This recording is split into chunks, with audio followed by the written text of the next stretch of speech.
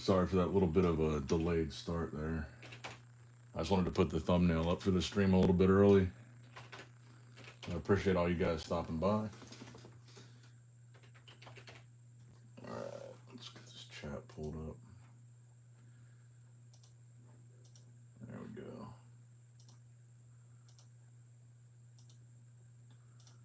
Maybe get some music in here too.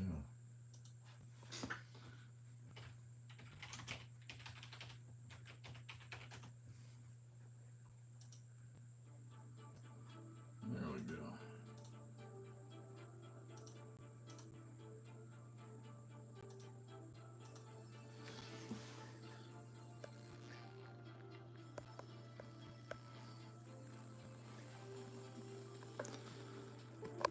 All right, we in here. What's up, guys?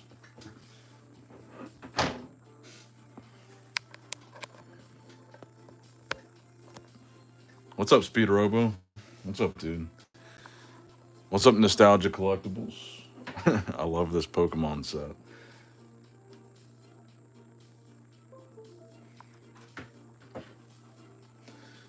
All right, so tonight we'll try to do 5 boxes. We'll do 3 Nightfall, and then I actually found I've got 2 more Chromie boxes that were just sitting in the other room, so we might as well crack those too. But we'll start with the Nightfall. Nightfall is always fun to open, and then I guess we can discuss in the chat any bankruptcy thoughts, feelings, whatever, since we obviously have such big news this week. What's up, Metazoo crew, Phantom Knight? Let me scroll up a little bit. Atlantis, David Hernandez, Vincent, The High Railer, Seeker, Cool Cat, Pete Dorr. What's up, dude? Who else we got up in there? Pokebarn, Metazoo Menace, Phantom Knight. What's up, guys? Nick Strength, and I'm ordering a late night steak.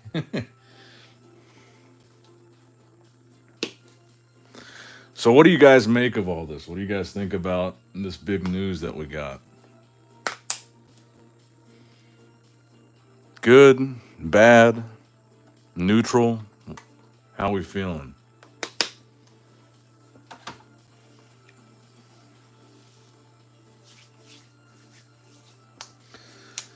Oh, where's my damn scissors at? I'm gonna grab a pair of scissors. Not surprised, just neutral, I guess. Hey, thanks, Aaron. I appreciate that. Jumping in to smash the like, but you gotta go to bed, work early. Much love and respect. Appreciate you, bro.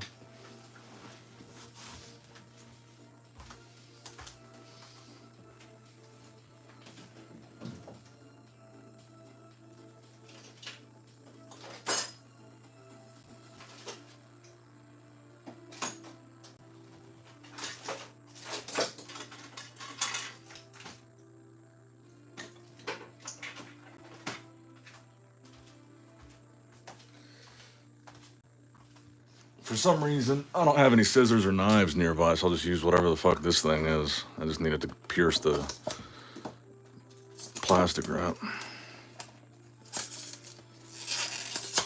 I don't think this really changes anything. None of the little guys will see a penny. Do I need to sell or hang on to the Metazoo? Honestly, at this point, do whatever you think is best. I don't think there's really any advice to give on Metazoo. I'd say if you like it, do what you want with it. Hold on to it if you want. Rip it if you want. Grade it if you want. Just do whatever you want at this point. I don't think there is a right answer to that question.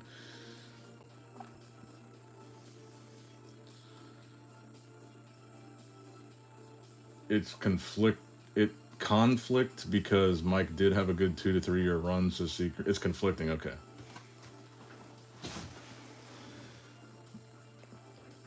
I certainly think that someone will probably buy the IP.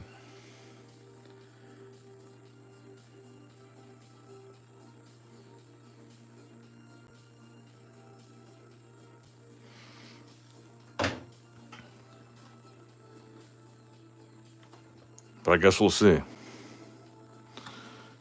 I literally don't even know what the fuck this thing is or where it came from.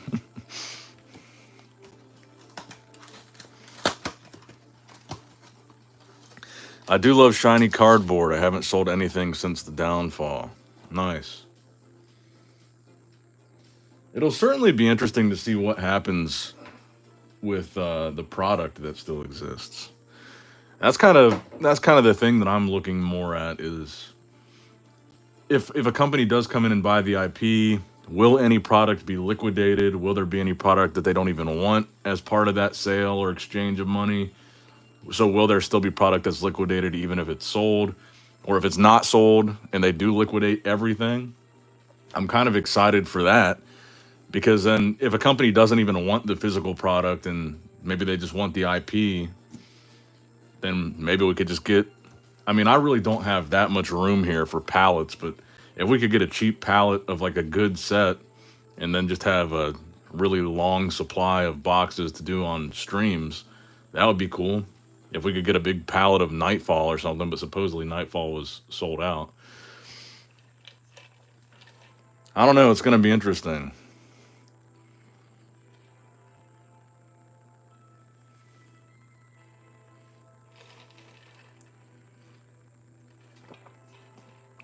Nick Simon from Sorcery TCG was in your chat the other night. Not sure if you realize, but that TCG is going to blow up. Suggest you look into it. Not your style, but something you should look at. What did he say in the chat? I don't remember seeing him.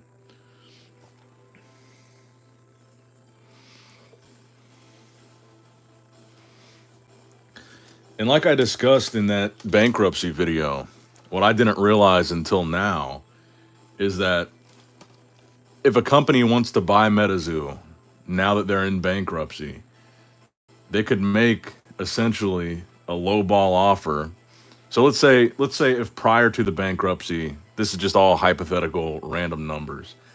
Let's say if prior to the bankruptcy, a company wanted to buy Metazoo for $500,000, they'd still have to deal with all the debt, and that would be on them. Now that it's in bankruptcy, let's say they wanted to give that same $500,000 and that's what they're going to pay. But now they won't have to deal with the debt. The trustee would take that $500,000 and use that to pay back as many people as possible. Because what they could do is the trustee could look at all the physical product that they've got, and it was marked on that sheet that the value of those assets were less than $500,000, which is why I'm using this hypothetical number. But so let's say the trustee says, okay, you want to buy the company and all the assets for $500,000. That would be much easier than us having to auction all this stuff off. We're not guaranteed to get $500,000. We don't even know how much we're going to get for this stuff. It's going to be a lot of time and money. It'd be a lot easier for us to just give you the company and all the product for the 500,000, and we'll take that to pay off the debt. So if a company came in and bought Metazoo during bankruptcy instead of before, they'd be saving themselves a lot of money because they're killing two birds with one stone. So those companies that were interested in buying Metazoo prior to bankruptcy, they probably realized the trajectory that Metazoo was on and that they were headed towards bankruptcy. I'm sure these companies, especially the bigger ones, have a really good legal team that said, look, if you guys just wait until Metazoo files for bankruptcy, you'll get a much better deal. And you won't have to pay out Mike Waddell or Steve Aoki because they won't be owners because it'll be bankrupt. So they would save on all these different things like Mike's demand, Steve's demand, the debt, and they could get a much better deal. So I think it's more likely now that if they had interested buyers prior to bankruptcy, they're probably looking at it like they're about to get a much better deal.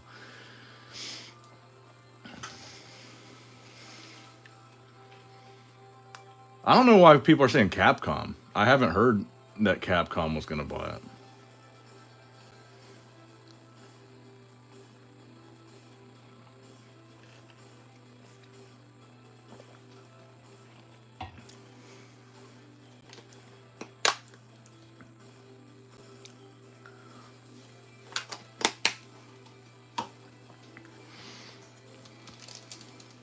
What's up, Escaped Alien?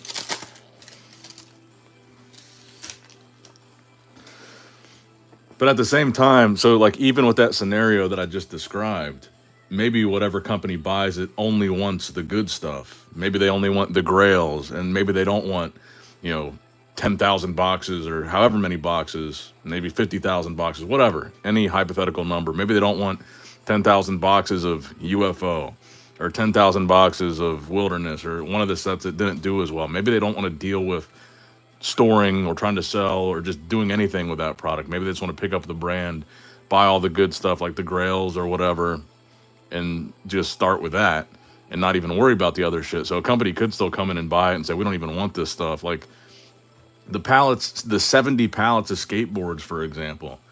I really have a hard time imagining whatever company comes in and buys this is going to want to deal with storing and trying to sell or do something with those 70 pallets of skateboards. So they might tell the trustee, you know, we want to buy it. This is the product we want.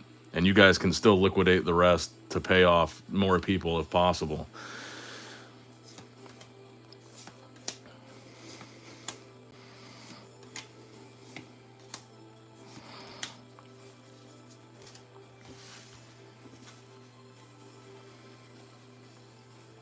But we'll see. It should definitely be interesting.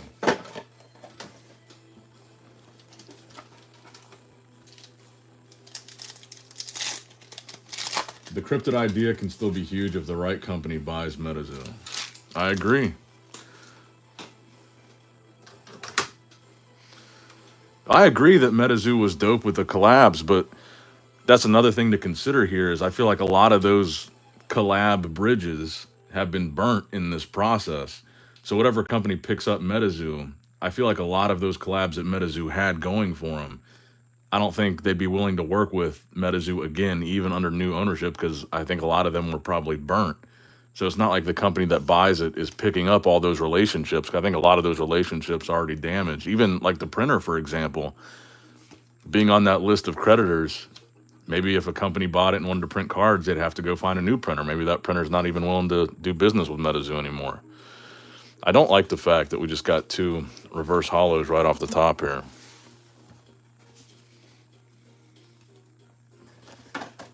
But I definitely agree. The skateboards were one of my favorite collab, but it's like, I just don't see that being something that the buyer would be interested in. I don't know. I guess it depends who buys it.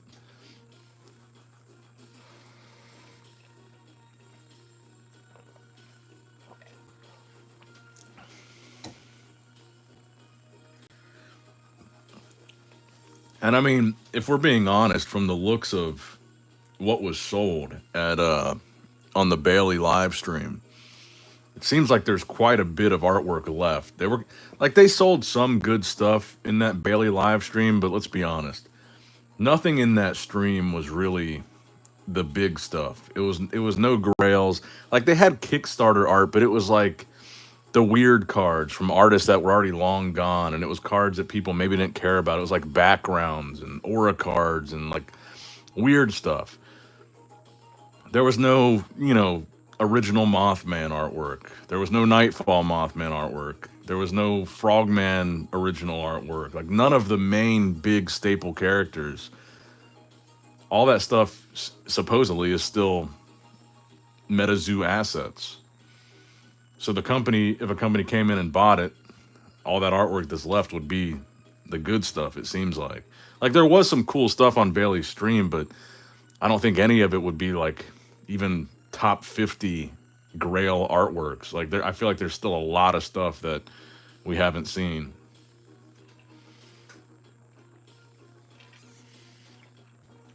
Would I consider buying Metazoo ever? Realistically, probably not. I was just having this conversation with somebody yesterday.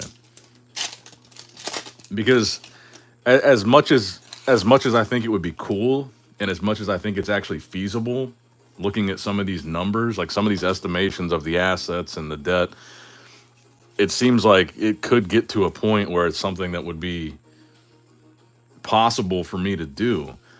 But I'm not naive enough to think that I know how to run a business. And people say, well, just hire a team that'll run it correctly for you. But then I'd have to put up the money to buy it. Then I'd have to put up the money to hire a team to figure out how to make money with it. It's a lot of risk. And I feel like it's a lot of, I don't know. Mike at least had a business background getting into starting Metazoo. I don't. So I'm not naive enough to think that I would do better than he did. But I would say when I was having this conversation with someone else, under the hypothetical situation where, let's say, no company comes in and buys it. Let's say there's no company interested. So they don't get any offers. The trustee has to liquidate all the products. All the product gets liquidated. That would probably be what I'm most interested in, is trying to get some good, stuff to open on streams or whatever, a good deal on product. But then beyond that, so let's say all the product gets sold. So all the physical assets are gone, and all that's left is the IP, like the skin and bones of Metazoo.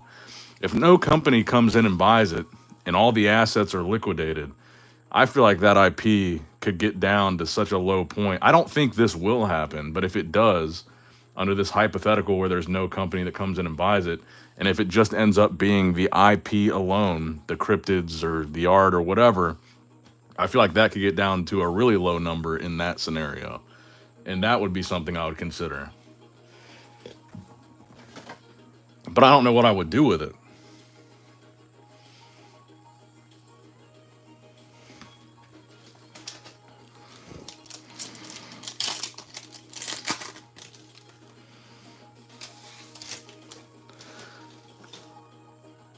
Because like I said, looking at some of these numbers and some of the estimates of like the physical value of the product, if all that product is liquidated and gone and all that's left is the IP, I think we're talking like less than $50,000 if just the IP is left. Like, we're not talking crazy. I really don't think we'd be talking about crazy money for just what's left after the product is gone. I think we're talking about actually a pretty low number, maybe even less than that.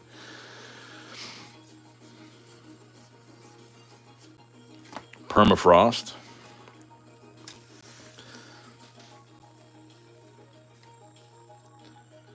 But I mean, think about it.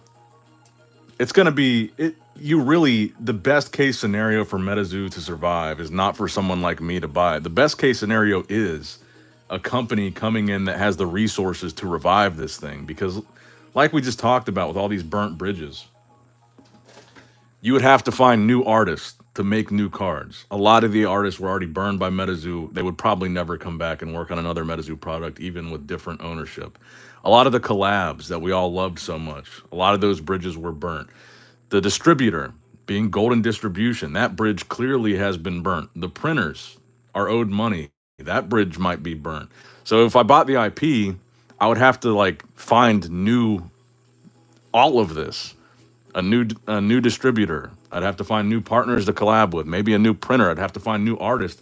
I'd have to hire a team to it'd be too much. You would need a company that already has that infrastructure to come in and just apply that infrastructure to this IP.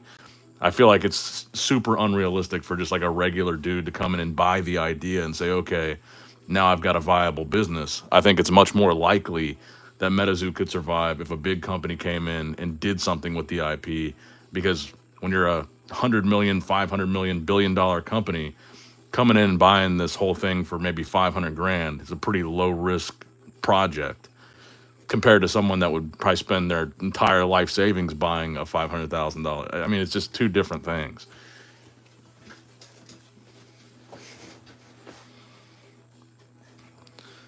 But to answer the question, really all I'm interested in is if something gets liquidated, where I could get a pallet of a cool booster box that we could just open indefinitely on the channel.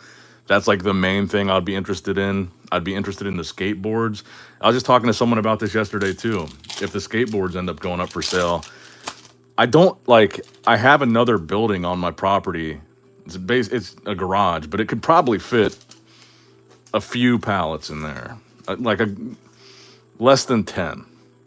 So I could probably pick up some, but I don't have like crazy, like 70 pallets is ridiculous. And I don't even think you would know which boards you're getting in the pallet. But when I was talking to this guy yesterday, I was saying it'd be cool to pick up maybe a pallet or two of the skateboards.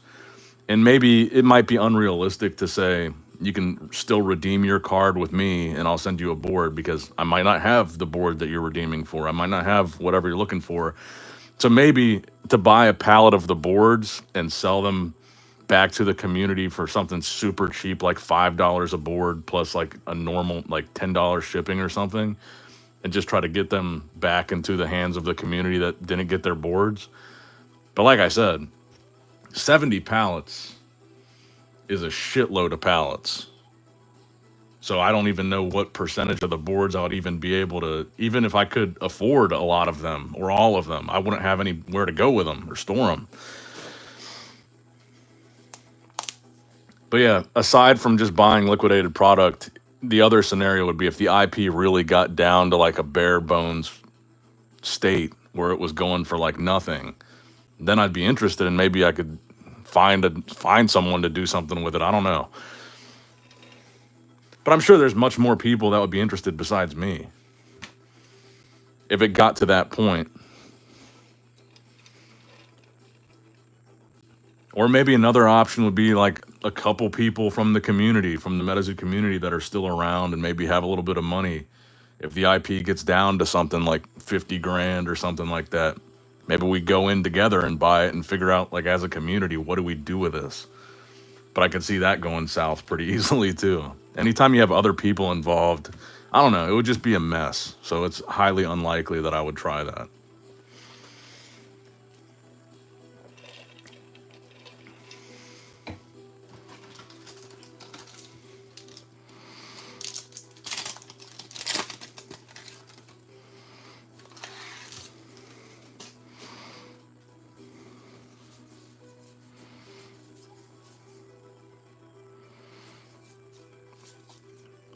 But like I said, like even if let's say the number was 500,000, I could do that. I could come in and make a offer of $500,000.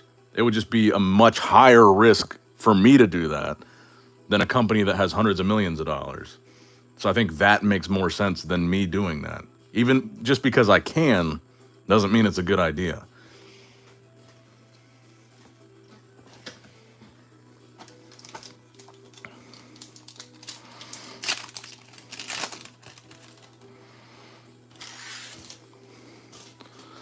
I think my number would have to be more closer to like 50. Oh, nice, Mothman. There we go. Turning the box around now. Well, that's what I appreciate that, Escaped Alien. That's kind of the conversation that I was having with the guy yesterday. Is like, well, people like you in the community and they didn't like the previous ownership. That's great, and I love that. I appreciate that. That's still not enough for me to revive the thing on my own. It would just be such an undertaking, man. I would love to do it. And then the other thing too is, like, this is like my hobby. It would demand so much time for me to do that I've got to spend on my actual job. It would be a lot. But if it got down to something really manageable, like 50 grand or something, maybe then I would take the risk. I don't know.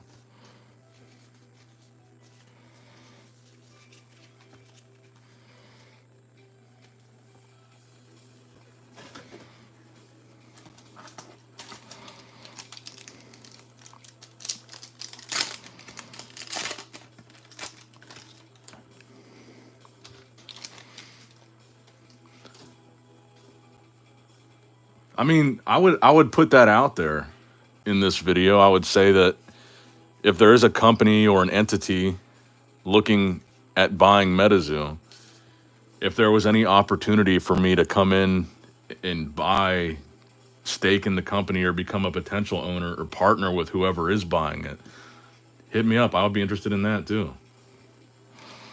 That would probably be more realistic if I could get like 10% or something. I don't know.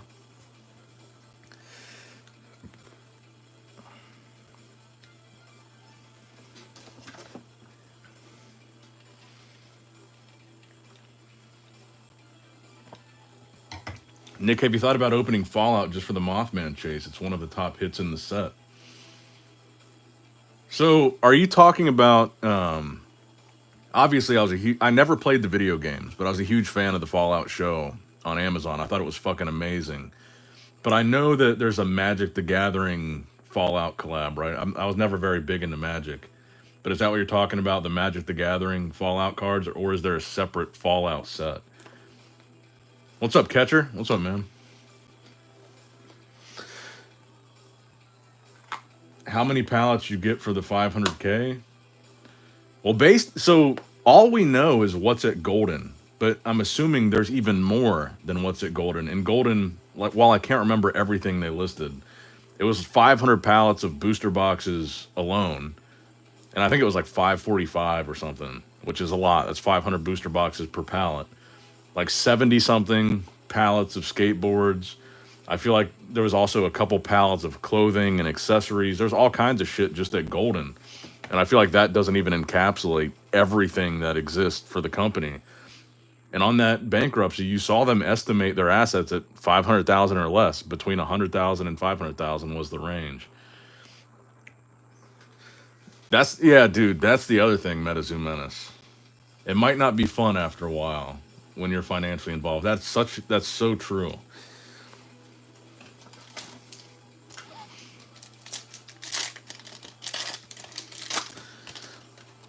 I mean, think about it. As many people dislike Mike and whatever negative things you could say about Mike, I still stand by that. I think in the beginning, Mike really, I never believed this was a rug pull from the beginning. I think in the beginning, Mike was excited about this. This was his baby. He thought it was a genius idea. He loved it, etc. And look how south that went for him when he turned it into the business. I mean, all the wrong decisions he made, whatever. But I think he started with good intentions and he loved this. And look what it turned into for him. I mean, he just, even if a lot of it is his fault, he just got crushed.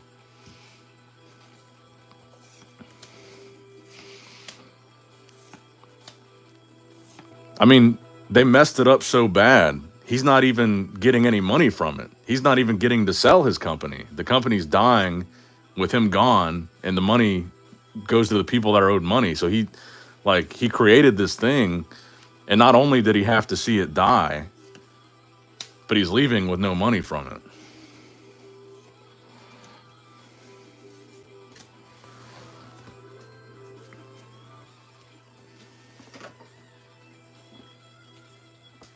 And that's what I would be afraid of too. It's like, I love it. It's fun to open because there's a lot less risk. I mean, obviously I lose money now almost every time I open a box, but it's a lot less risk than having stake in the company or having to face the ire of the community every time you do something wrong. Because I'm sure even if I was involved, I'm sure there'd be lots of mistakes. I'm sure there'd be lots of things that went wrong. And then you go from hero to the face of something where you're getting all the blame. And I feel like that's not an easy emotional process.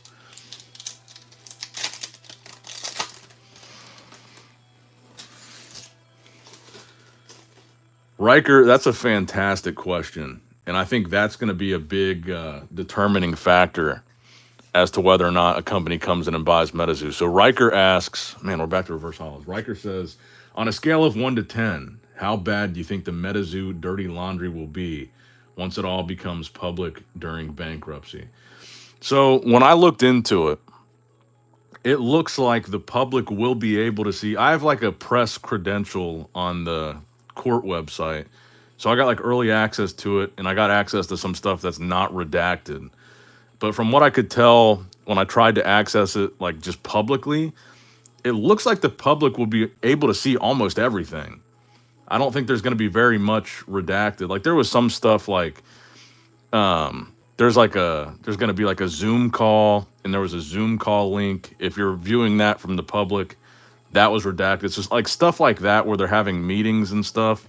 Some of that stuff the public won't be able to see. But as far as all the documents that are uploaded, like how much money they actually made, where the money went, what the money was spent on, the exact amounts that are owed to all these different creditors, all that stuff the public should be able to see. And that's going to be very interesting to see where the money went and how much money is actually owed to who. And then we can maybe get a much better picture of what happened. But based on what I could tell, it looks like the public's going to be able to see any document that's uploaded to that that table that I showed in the video. And I think all of that will be unredacted.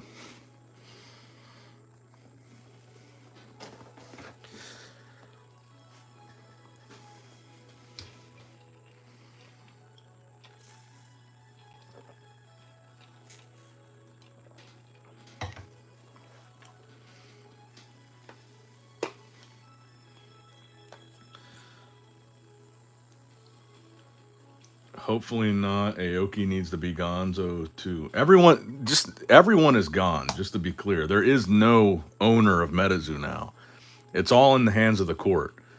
Nothing that happens from here If it's sold, if it's liquidated, none of that money goes to Mike. None of it goes to Steve. Mike and Steve can't call any shots. Just to be clear, this is in the hands of the courts. They're done. They're gone.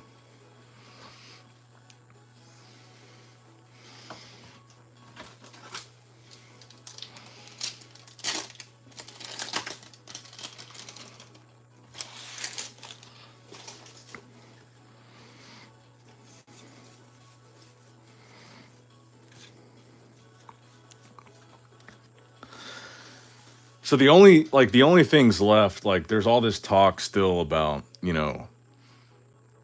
did Shaw allegedly sell stuff under the table? That's what I'm going to be interested to see, is like the stuff that was allegedly sold that wasn't supposed to be sold by Shaw or by Golden or by whomever at that warehouse.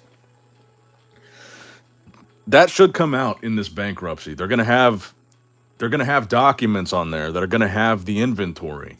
They're going to go through the inventory of what's supposed to be at Golden or what's supposed to be wherever it's supposed to be. They're going to go make sure that that stuff is there. And the stuff that's not there, they're going to say, what happened to this?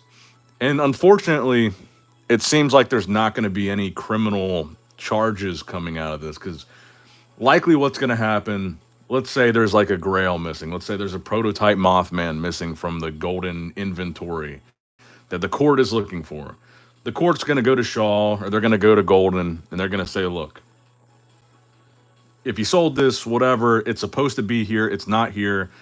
We got it valued at X amount of money. You're going to have to pay a fine for, maybe we can't prove that you sold it. Maybe we can't prove that you lost it, whatever. You're going to have to pay a fine. This is the value. Give us the money. And that's all, there's no criminal whatever.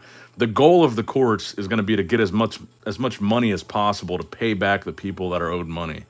So in these like circumstances where there's grails being sold under the table, the court is basically going to be going and saying, here's what this is supposedly worth. Maybe there's a fine attached to you losing it or selling it or whatever. Pay it and we'll move on. And that, I feel like that's how this is going to go for a lot of these circumstances.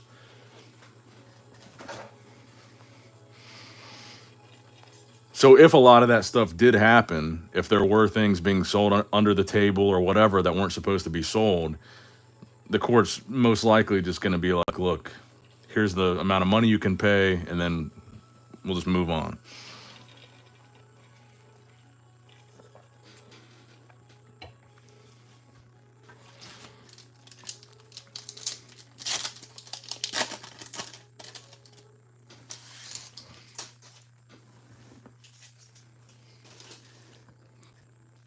Thanks, Lyle.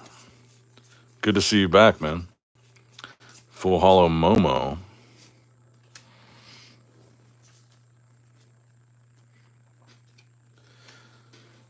But yeah, I think we will have a lot of interesting videos over the next couple of weeks and months, because that June 3rd deadline, there's going to be a lot of shit added to that table. So that, like I said, that table is public. So we're all going to be able to see this shit. So all that stuff that's missing on June 3rd, or maybe even before then, all that stuff should be filled out on June 3rd. So we're going to have a lot more to talk about when that stuff gets added. Like even some of, like, just on a basic level, like the list of creditors, they checked off on that box. There was, I think they said up to 1,000 creditors, and there was what, like less than 10 on the list. So once they finish that, I feel like that's going to be a much more detailed, much bigger list once we see that. And I'm very curious to see if they have like all the people that pre-ordered that are owed money, if they have all those names and all those orders listed on that creditor sheet. Then like some of these dollar amounts, like what do they owe? How much do they owe their printer? How much do they owe the online client? How much do they owe fucking Marvel? I mean, Marvel was on there. And then I think we'll also see, even if it's, so Metazoo says, do you have any of the liquidation artwork for us to see? You bought some bangers. It's in the other room. I'll probably get it before the end of the stream. So all I bought the Mothman Festival. I think it was the t-shirt design. I bought that. I bought a Bigfoot, an unused Bigfoot artwork that looks like the wilderness art, and I gave that to Chris. That was one of his birthday presents because he's a big wilderness Bigfoot fan. And then I bought a sketch of the Loveland Frogman that was like $50. But I've got frames coming for my Frogman and my Mothman, so they're in the other room.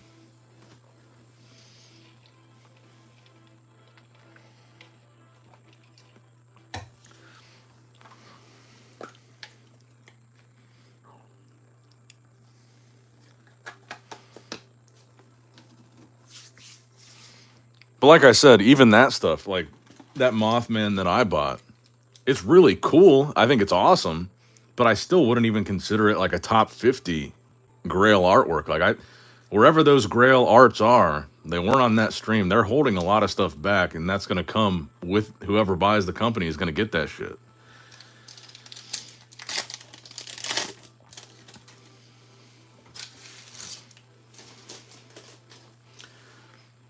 Oh, have they already updated some stuff, Aaron?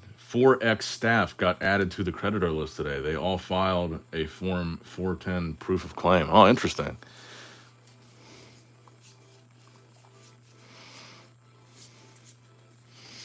I haven't checked it since I made that video. I was just planning on waiting till June 3rd and then checking on June 3rd because then everything should be there instead of just like a little update. We'll see though.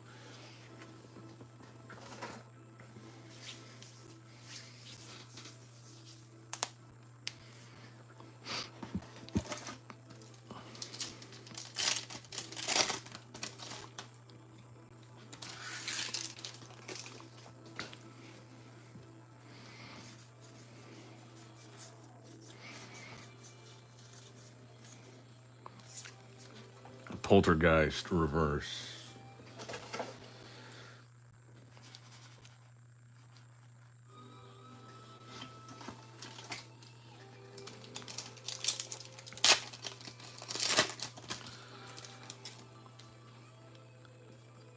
I wonder how much the 4X staff that are on the creditor list are actually owed. Because from what I've heard, the staff and the artists are on the smaller end of the amount of money that's owed in this entire thing.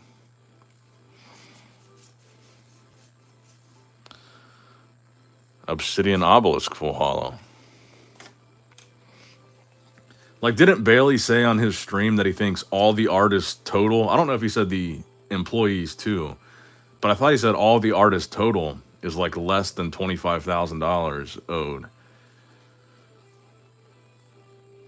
Do you have an opinion on the raffle Pokemon Sean Bassick drama? Are you talking about Rattle? Is that the guy that sued Rattle Pokemon? I don't know. I really don't know much about it, honestly. I think I watched a couple videos about it early on, but I honestly don't know all the details.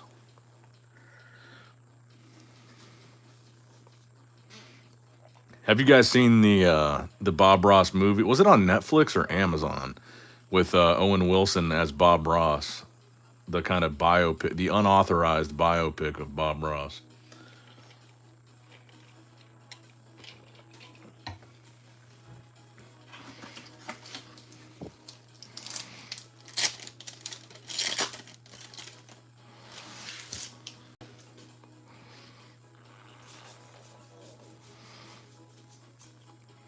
Oklahoma Octopus full hollow. It was pretty good. I liked it.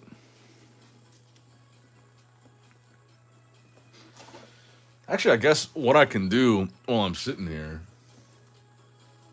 is I'll go ahead, we'll check right now. We'll log into the court database right now and see if there's any new updates that we need to talk about.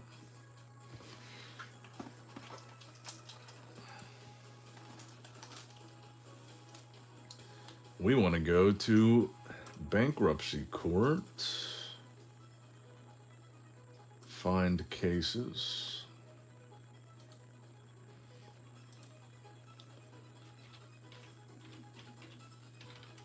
Ah, there we are. Let's see, list of creditors. All. Raw data.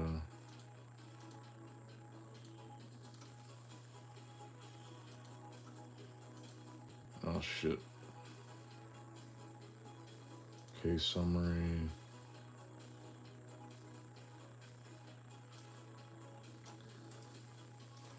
Just a second. List of creditors. Case number, copy paste. I want all of them. Run report.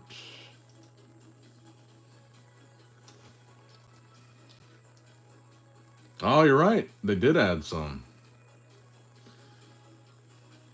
Andrew McBride, Elliot Evans, John Bunt,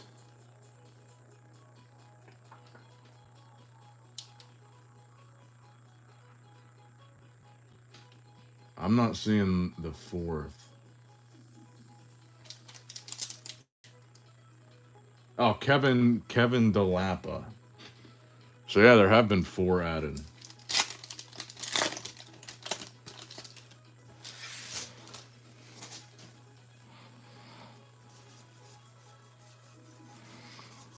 I don't think any of them were artists. Well, I know none of them were artists. Interesting.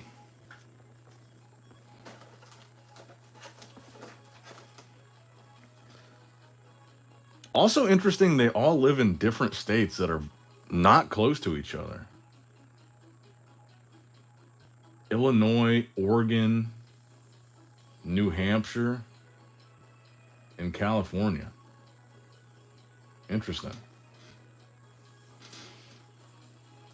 Let's see if there's anything else on here. Let's go to the table of... Oh, wait. Docket report. That's new. What's this? Oh, no. Just another...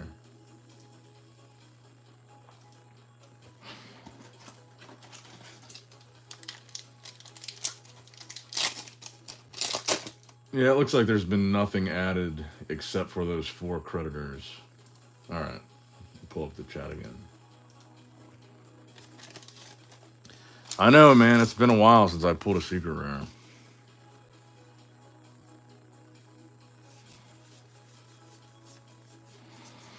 The claim values for the staff are public. It's basically 1 paycheck and unpaid PTO. Where is it on the... It's on the New York Southern Court thing, the CMECF website. Creditor. Because all I see is the names. History of documents.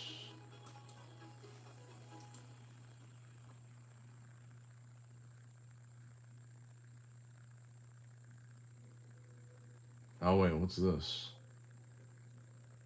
This is 523 and 524. That was after I made my video. Oh, yeah, here we go. Proof of claim. Okay.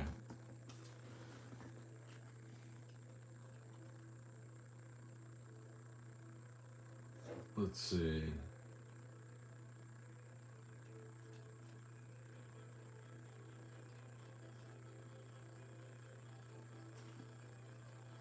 God, there's so much to read through. This is making for a boring video. Did I already look through all these? Yeah. Reverse.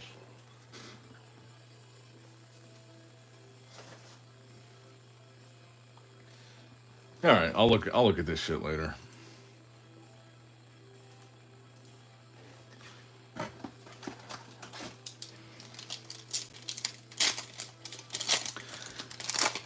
But yeah, from what Aaron is saying, it doesn't sound like a super significant amount relative to their overall debt.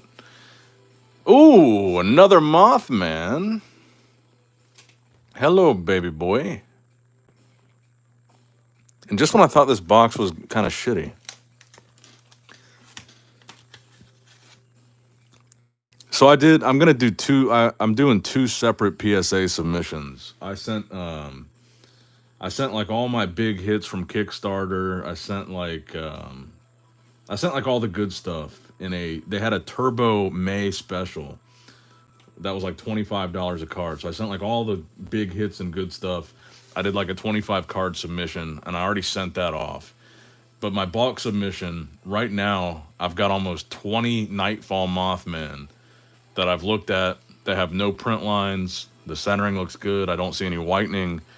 Hopefully, I could get at least half of those back in a PSA 10. Have nice little, just put away like a dozen PSA 10 Nightfall Mothmen. Set it and forget it.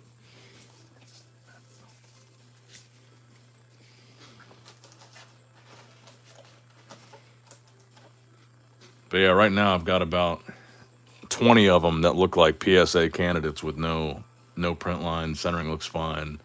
I don't see any obvious whitening.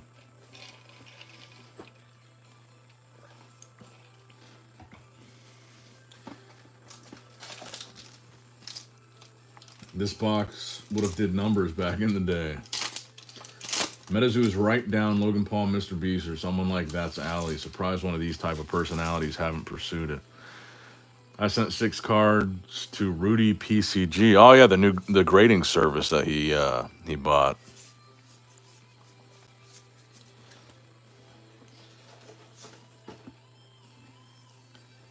Yeah, it's steep, but they so it was interesting because like some of the cards that I had in there, definitely most of them were not the upper end of the value. I think the value was $500, like up to a $500 card.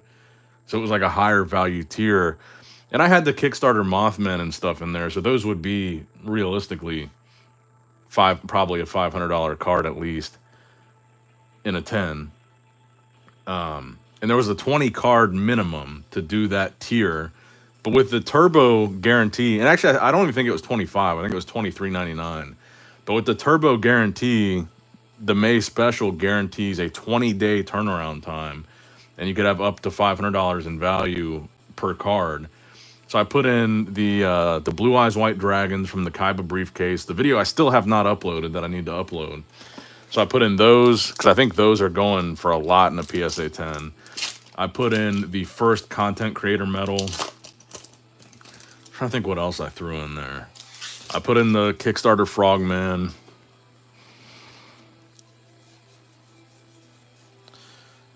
Another Obsidian Obelisk.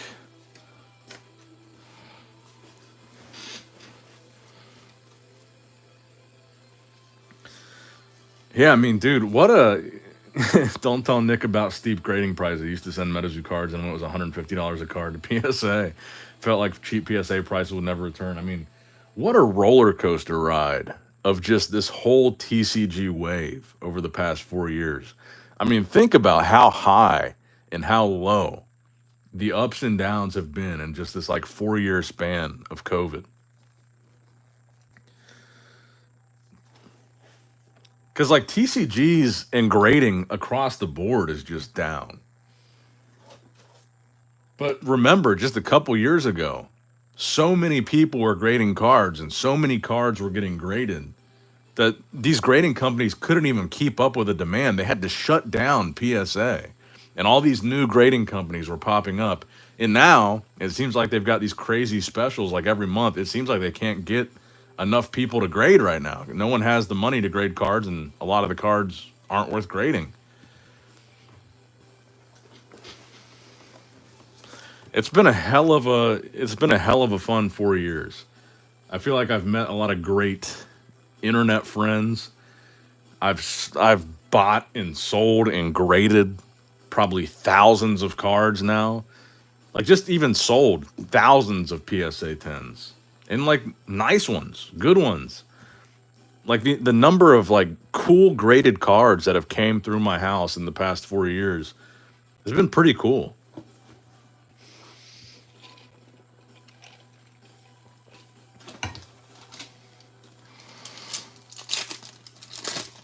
And then the sheer volume of packs that I've opened in the past 4 years.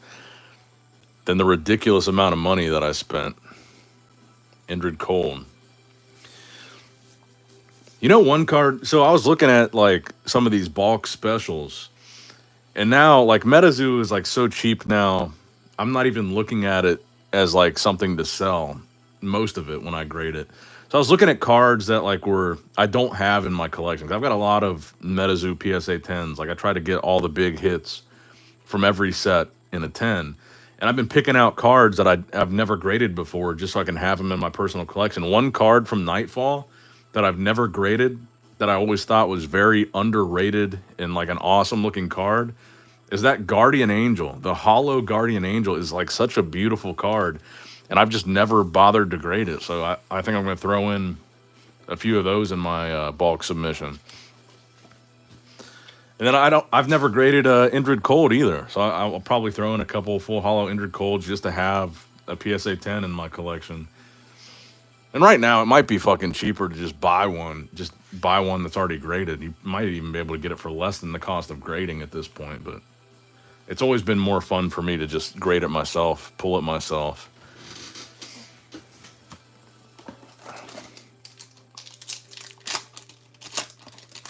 Because honestly, my experience has been typically if I buy a graded card that I didn't pull myself or grade myself and I've got like no attachment to it, those are typically the cards from my personal collection that I pull out and I sell first.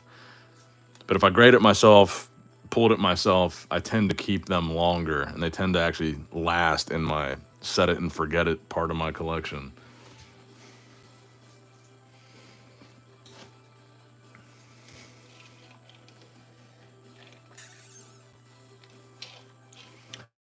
Wow, Bob says, I have a Steve Aoki Top Series 0, 1 out of 10. I don't know if I'd ever give that up. I took a big 0 on the zoo.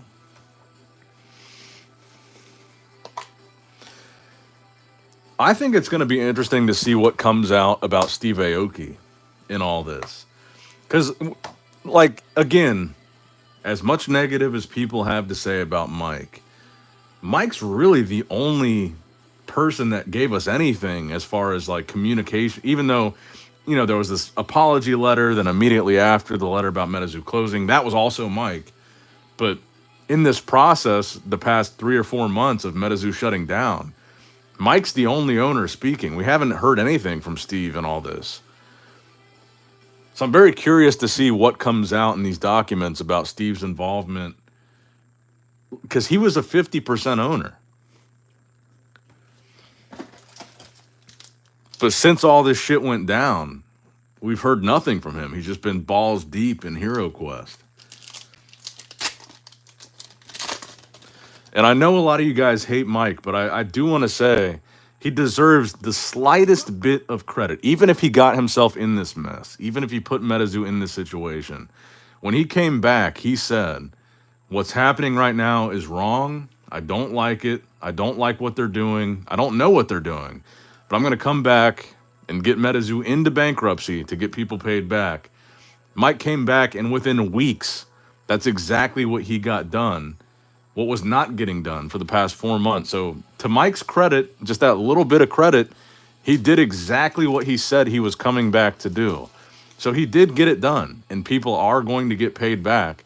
So he deserves that little bit of credit, even if he created the situation to where people were owed money in the first place. He got it to the point where people can now be paid back. That will happen regardless of what happens with this bankruptcy.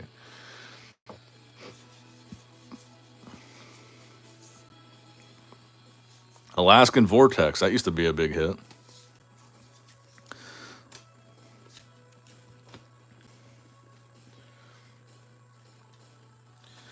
And I think everything that we've seen happen over the past few months lends credibility to what Mike was saying. Because think about it. Based on what Golden Distribution did with their little $56,000, we're going to auction off all the Metazoo product thing, that tells you right there that Golden and Shaw did not want Metazoo to go into bankruptcy because A, they know that they would be very low on the list of people that would get paid back, and they might not get paid back all of what they're owed. And I feel like they had a vested interest while storing the vast majority of Metazoo product. They had a vested interest in Metazoo not going into bankruptcy. So then when Mike came back, immediately what they did was, okay, pay us this money or we're going to sell all your shit so that you can't go into bankruptcy. So then Mike went into bankruptcy so they can't sell the shit. So there's clearly something going on internally, or there was, that is evidently pretty sketchy.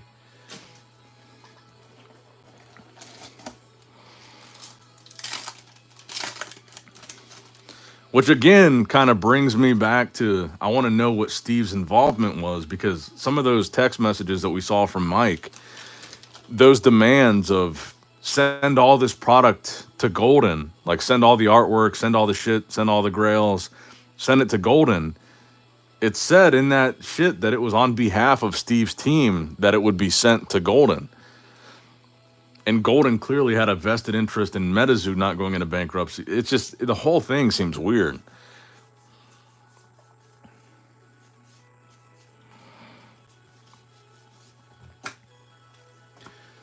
I agree, Sober Seth. He says, I think Steve has so much money he doesn't care either way on anything. I feel like when you have money like Steve has, you get bored and move on very, very easily.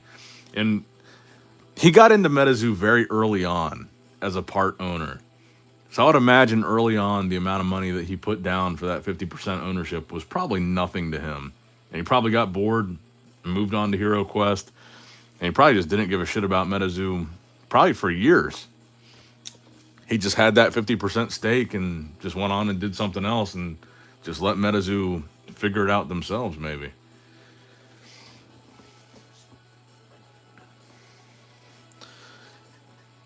But whatever extent that he was involved, like, he will be in these documents. He was a half owner of the company. So as we see this bankruptcy thing be like this process be seen through, we'll see stuff about Steve in here for sure that we definitely didn't know.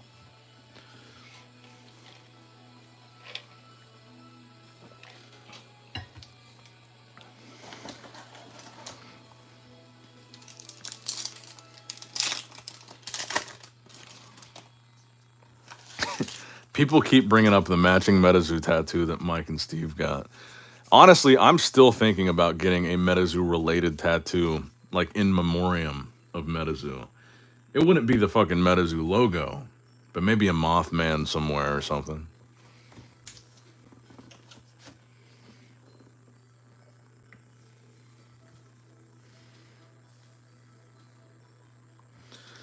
Cause like on this arm, I've got this cardinal. I can't even really show you, but like on this side of my arm, there's this, but there's a big blank space on this other side. Maybe I'll put a little, I don't know, something to complete this as like a sleeve or a half sleeve. Just to fill in the blank space. Maybe put a little Mothman in there or something. Or maybe even a really tiny one, like right here, to fill in this blank space and make it a sleeve. Because I really want to like get a firm line across here and make it like just a clear ending of the tattoos. And I want to fill this space, maybe a tiny little memorial piece here for the death of Metazoo.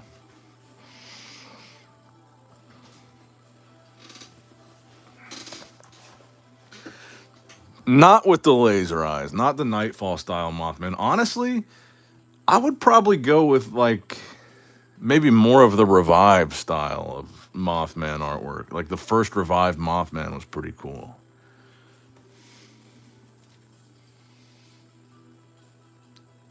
I mean, I was balls deep into Metazoo for the past 3 or 4 years. And like I said this before on stream, but it might not sound like it, but percentage wise, 4 years is a big percentage of somebody's life, especially somebody that's only 30. I mean, we're not guaranteed to live till 77 or whatever the life expectancy is, but up until now, and that's more than 10% of my life. I would say that's significant enough to get a tattoo of it.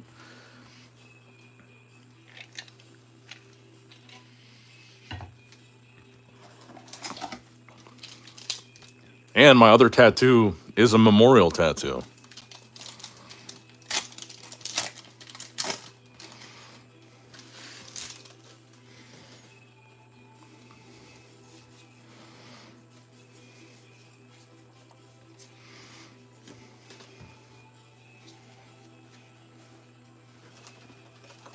Holy shit, we've been going for an hour already and I haven't even finished one box. I've been talking too much, I'm sorry. Sober Seth says, most of my body is covered. You don't need a reason for all of them.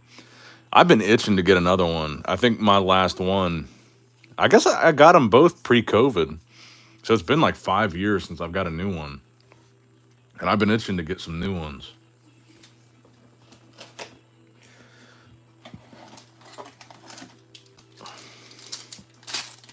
I appreciate that, guys. Speed Robo says, I'm here to listen to you talk. The cards or whatever, so this works for me. Then immediately after, Seeker says, Nick's yap in Metazoo.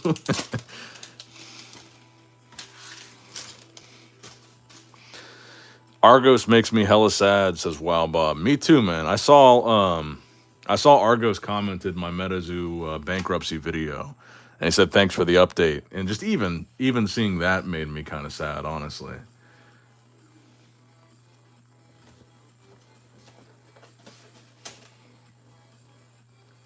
Because Argos was about as balls deep into this thing as you could possibly get, and you could tell.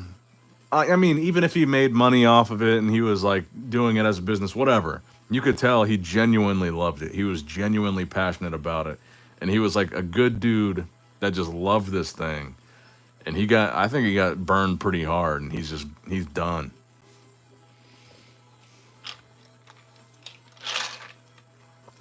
But even him commenting that video and being out of the loop about the bankruptcy, I don't know, that made me sad too.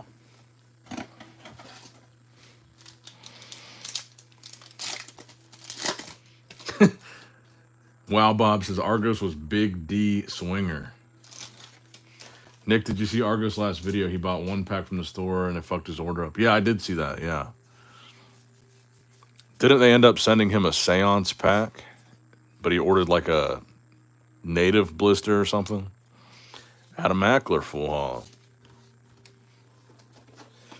I will confess, I did have like 8 to 10 Nightfall boxes left. But the other night, I was just sitting watching TV and I took like 5 boxes to the dome. So now these 3 are the only 3 I have left.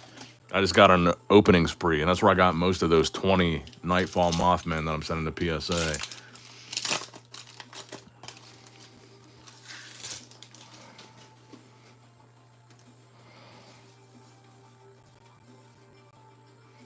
Grafton Monster, full hollow.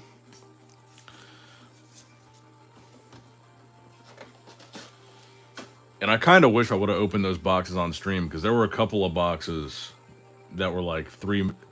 There were like probably 3 boxes that were 3 Mothman boxes, and then there was a bunch of Grims and Wendigos, and they were good. They were pretty good boxes, but I feel like we already got 2 Moths out of this box, and damn, an hour in, we still got like a quarter of the box left. Maybe not a quarter.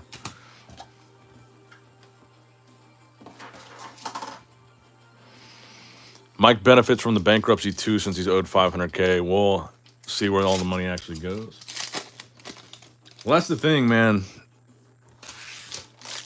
I think that Mike is probably pretty low on the list. And like I said, I think the trustee would be willing to take an offer like $500,000 and say, look, it's going to be too much time, too much effort, and we're not even guaranteed to get this amount of money back if we actually go through and try to liquidate all the product that we're sitting on. It's going to be a lot of work. We're not guaranteed anything.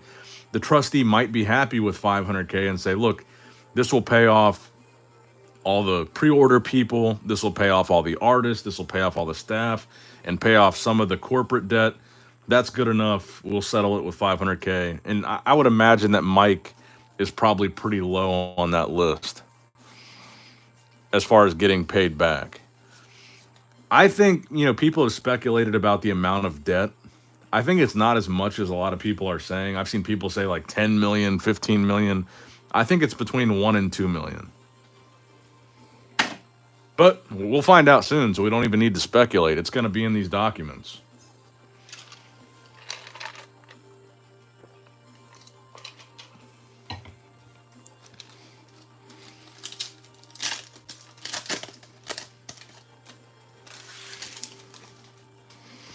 You're drinking some High Lifes? Nice, bro. My last name is Miller, so I have a sweet spot for the high lives.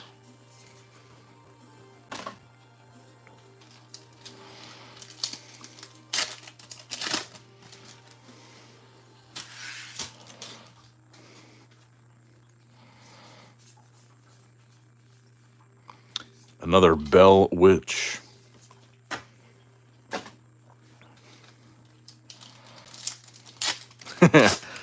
DJ Longhair says, I heard High Life.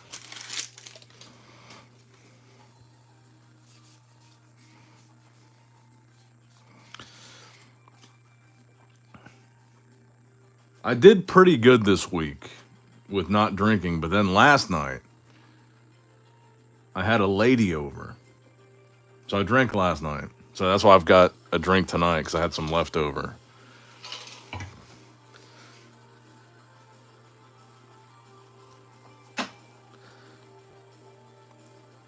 I'm so used to like being alone in my house, just me and my dog and my cat. Whenever I have a lady friend at the house, I feel like I gotta be sipping on something to relax a little bit. Having someone like sleep over at my house just makes me on edge, and I gotta take that edge off every time. I don't trust anybody.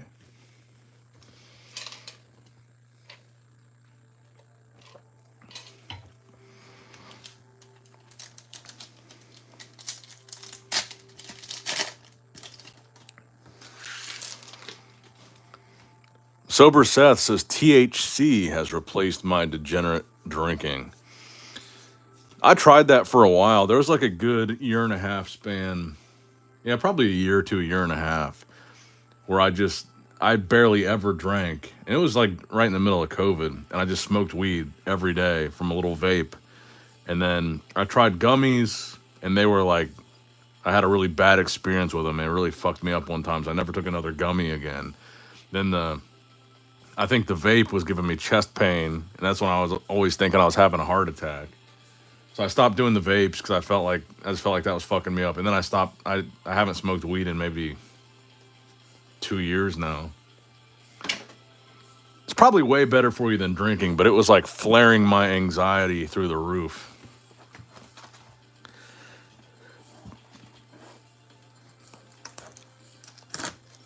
And even if sometimes I might drink a little bit too much, I'm not like a crazy, angry, like shit-faced blackout drinker. Like when I drink, I just get very mellow and tired, and then I maybe say some funny shit, but I don't have like any like adverse reaction to drinking where I get like angry or violent or volatile, or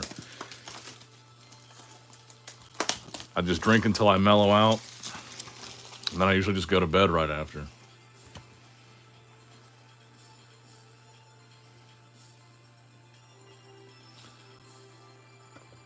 Yo, Nick, Meta Dave of Alabama is in the chat. When you have a chance, watch his video of his Topps Chrome collection. He puts us all to shame, except maybe the catcher. I will watch that after the stream. So if someone messages me the link.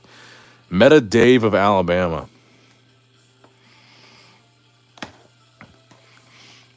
I'm sure there's probably some people out there right now that have a really impressive serialized Topps collection, or maybe like a serialized binder.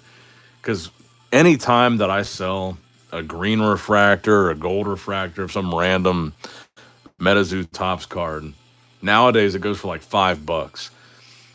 So I think for like a couple $1,000, you could put together a really fucking solid binder of like rainbow, like a whole rainbow binder.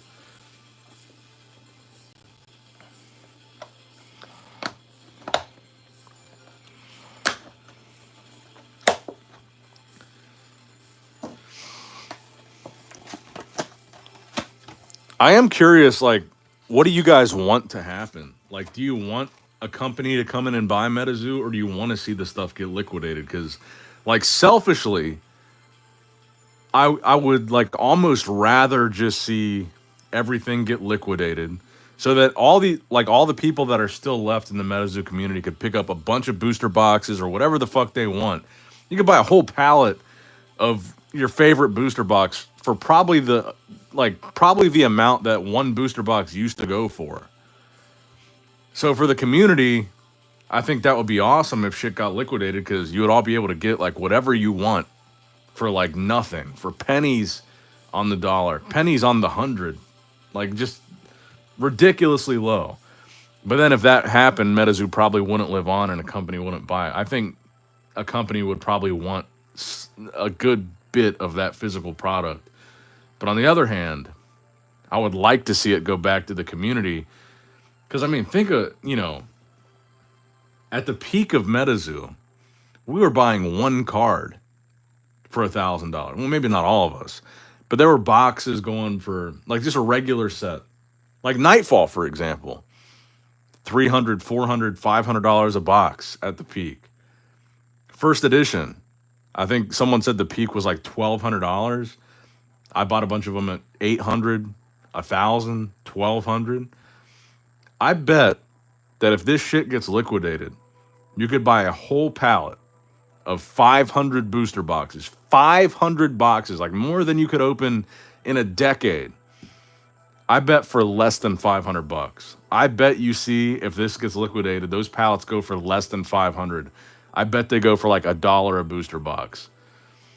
Remember me saying this, because I really think if it gets to that point where they start liquidating, and then by the end of the liquidation, so when people's pockets start really getting empty and people have already bought a bunch of pallets and bought a bunch of shit, they don't have any more money, they don't have any more space for pallets. Like those pallets that are sold towards the end of that auction, I bet you could see a UFO pallet, 500 boxes of UFO. If they're sold towards the end of the liquidation, I bet you could see like $100 pallet of UFO. I really do. You might have to pay a crazy amount for shipping, and I'm sure that's going to add on significantly, but the auction price, I think you're going to see $500 pallets, and then if it goes all the way to the end, like the very last product, the shit that nobody wants, and people have already, they're already taken up all their space with pallets, they've spent as much money as they're ever going to spend on Metazoo. Those pallets at the end, I think you're going to see like 50-cent booster boxes.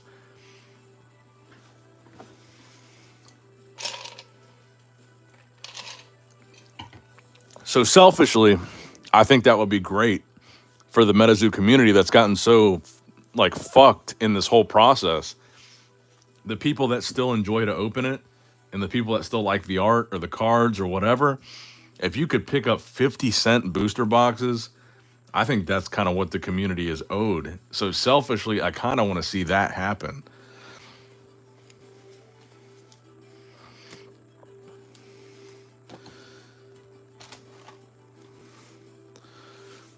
But even like, because if you think about it, even some of the richest people, the people with the deepest pockets that still like Metazoo, and I'm sure there's very few of them, even they, as much money as they have, they've got limited space. Maybe a lot of them live in New York or California. They don't have warehouses to just buy every pallet. Like when you're talking the size of a pallet, space is an issue. So even some of these really rich people, I feel like when you're talking about hundreds and hundreds and hundreds of pallets, it's going to get really thin towards the end.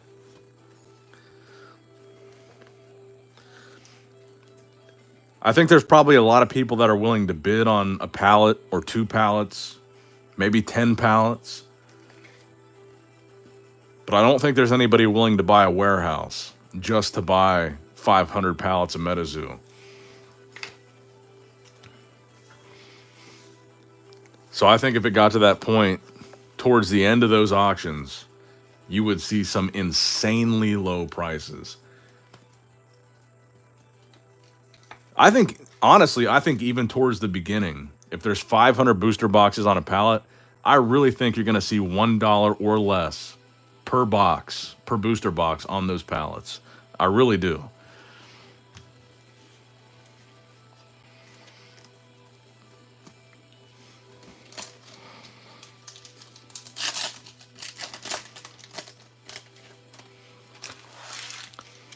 I don't know the answer to that question, JB. How many boards are in a pallet?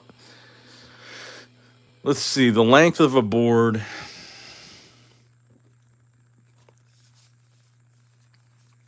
I would say the length of a board, just a super rough estimate, the length of a board in the box that it comes in, I would say would probably take up the same amount of space as maybe 3 booster boxes. So let's say even if it's 100 boards, let's say just 100 boards a pallet. They said they've got 70 something pallets of boards. So you're talking about thousands of boards. 70 times 100. 7,000 boards. And I think 100 is a low estimate. I think there's probably more than 100 boards on a pallet. I think it might be even smaller than 3 booster boxes worth of like cubic space.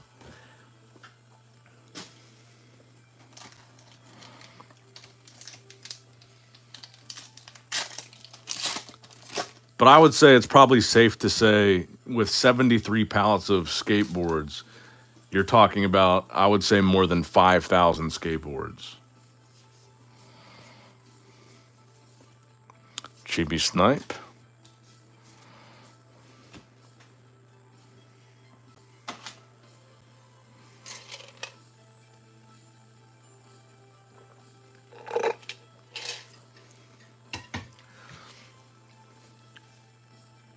Oh, trust me, guys.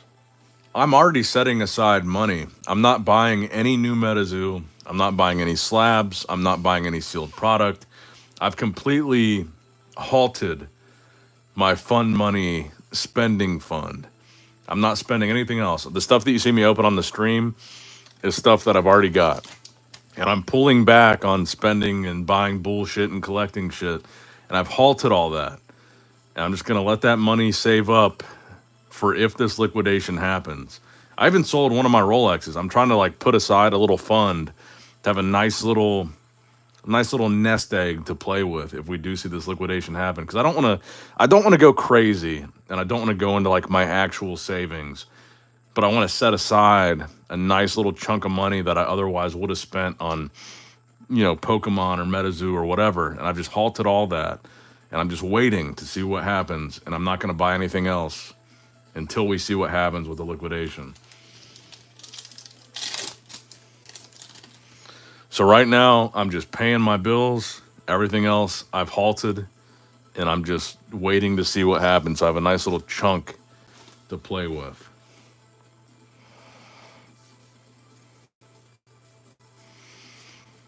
I mean, the number that I have in my head is I want to set aside, and this sounds low maybe, I want to set aside like 10 grand to play with these auctions if it goes to liquidation.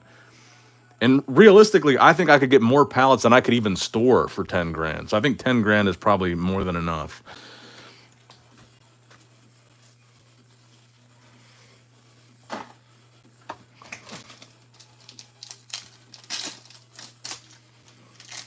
I mean, like I said, if what I said is accurate and we're seeing $500 pallets, that's 20 fucking pallets. I don't even have the space for 20 pallets. I really think if all you guys watching right now, if you set aside, if you say, because we don't know when this will happen. I know the last meeting or whatever with the bankruptcy that's on the chart is in July. So you've got a couple months to save up, because I don't think this thing is going to be wrapped up like in the next couple weeks. I think it's going to take a few months to finalize this. Like, it'll at least be probably through the summer. So you guys have a few months to save up. If you could set aside $500 over the next 3 or 4 months, I feel like you'll have a really good shot at a pallet or like something, like a crazy Metazoo thing that you never would have been able to buy before, like hundreds of boxes. I think if this liquidation auction happens, if you have set aside $500, you'll be able to do very well. That's what I think.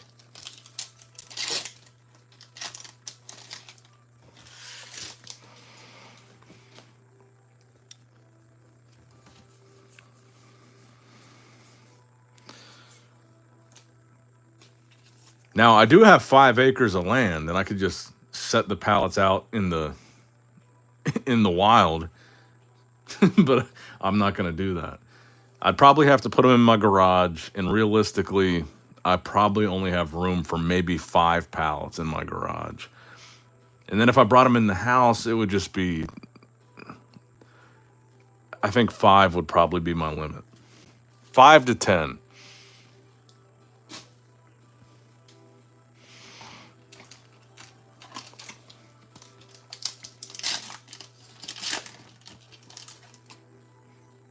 But I will make you guys this promise.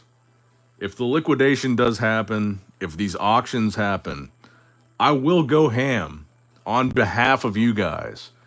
Like, without a doubt, no matter what happens, I'm going to spend a shitload of money and I want to get a bunch of booster boxes, whatever I can get, so we can just have endless Metazoo streams, like, like in perpetuity, just as many as we could possibly do.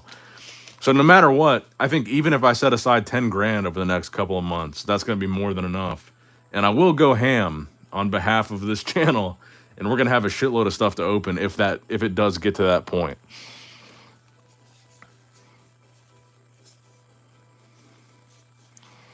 You ever thought of background music on the streams? I've got background music. You can't hear the 80s synthwave Elysium? It's just really quiet because my voice is so goddamn loud.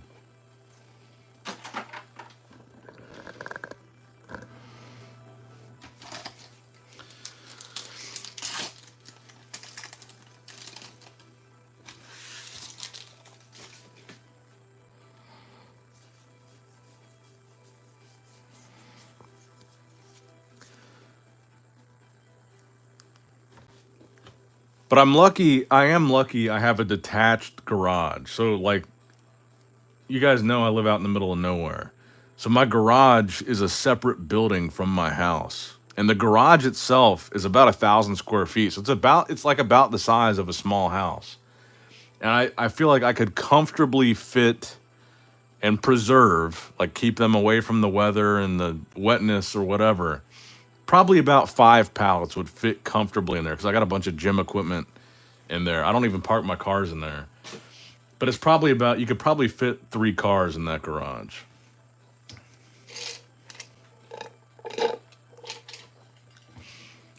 So I could probably fit 5 in there comfortably, realistically. If I like threw away everything in that garage, I could probably fit like 10 pallets, but I'm not going to do that.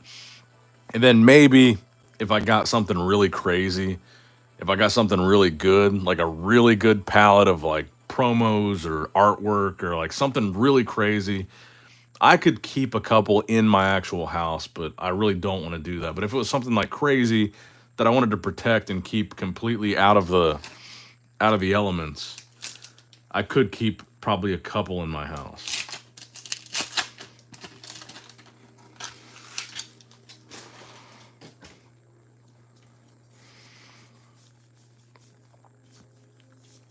But realistically, less than 10 pallets is what I'll be able to buy. And $10,000, I think, is more than enough to achieve that.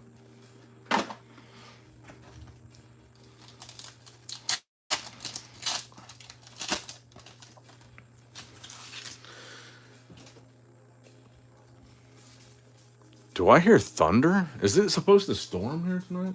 Hold on, I gotta pee really quick. And I'm gonna look out the window really quick. I'm sorry. I made it, damn, an hour and a half without peeing. That's big for me, guys.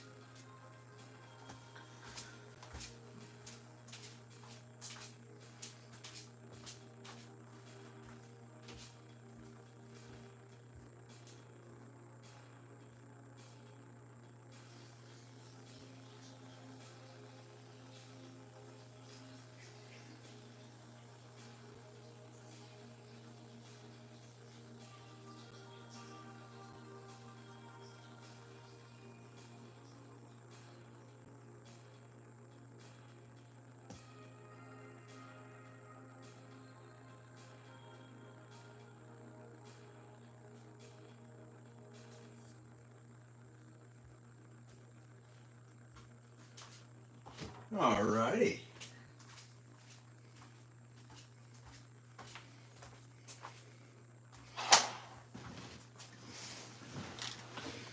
Holy shit. My trap phone going crazy.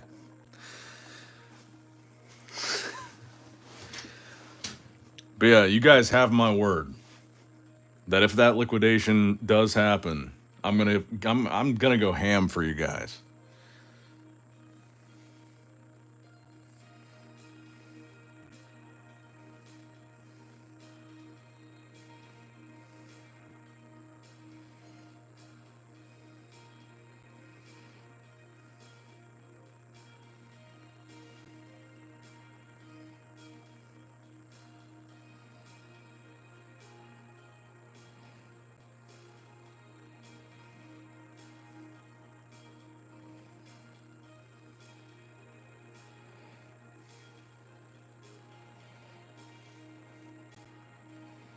All right.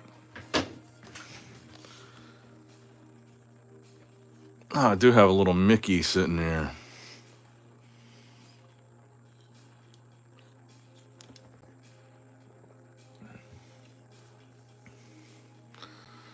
Damn, do we have 85 watching? JB says 85 watching, only 45 likes. Man, I swear, I really do love you guys. It always amazes me how many people still tune into these Metazoo streams with everything that's happened with Metazoo. And even like the people that I see in the chat now versus the last stream, I'm seeing a lot of new people and people that weren't in the last stream aren't here tonight. There's a good amount of people that are here that still care about Metazoo.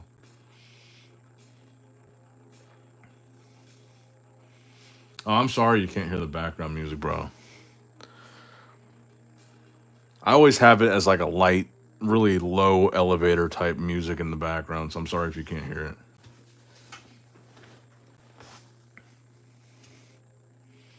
I just feel like I talk so much, it's like, are you even gonna hear the music?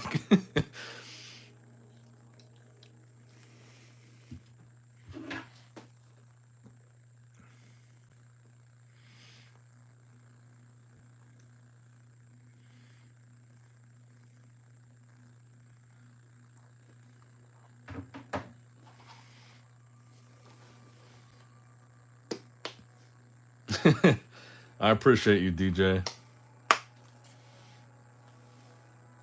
I like Metazoo, but I'm mainly here to hang with you and the rest of the community. That's what I enjoy about this, and that's why when I say I would want to go crazy and go ham on like a bunch of booster boxes if it gets liquidated, because then I know that would mean just perpetual ability to just have these streams forever. If I bought 500 booster boxes, that would last us years on this channel. We could stream every week, like 10 boxes a week.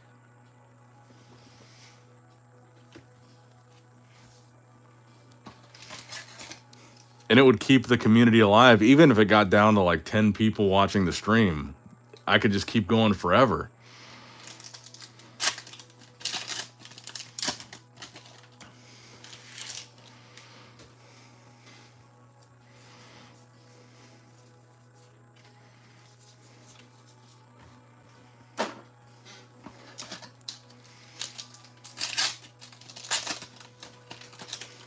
Oh, there's Meta Dave. What's up, dude?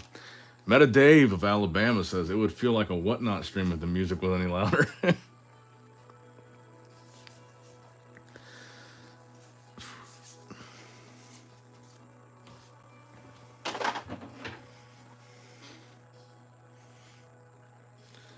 Oh yeah, so the girl last night, I got some negative feedback on, honestly, because people are racist.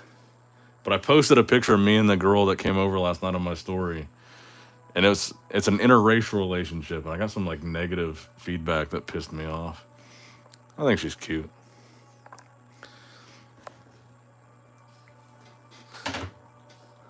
I'm an open-minded man. Why do people limit themselves to like, she's black, you can't hang out with a black girl? People are weird, man. I don't know.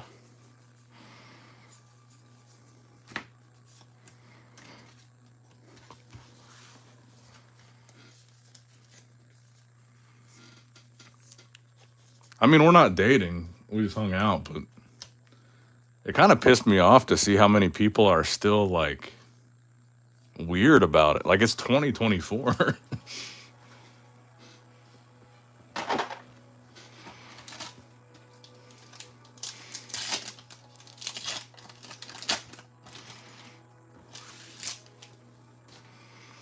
Oh yeah, I should tell you guys. This is really fucking cool. This is one of the reasons why I think she's such an awesome person. If you guys watch MasterChef when the new season starts on Wednesday. This girl is on, she's going to be on MasterChef. She's one of the contestants. And I think she'll be on the first couple of episodes. So on Wednesday, the 29th, she's one of the contestants on MasterChef. So make sure you guys tune in. Karomi.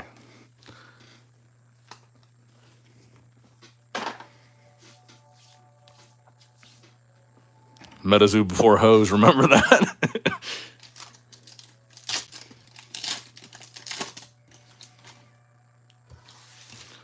Yeah, dude, when I posted, like, I thought nothing of it because, like, she's cool. I went to high school with her, so I've known her for like 15 years. And we were hanging out last night and like listening to music and just having a good time. And we took a picture together, like we're having fun. And there was one guy that even responded to that story with N-word lover.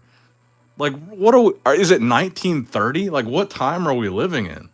People still say that?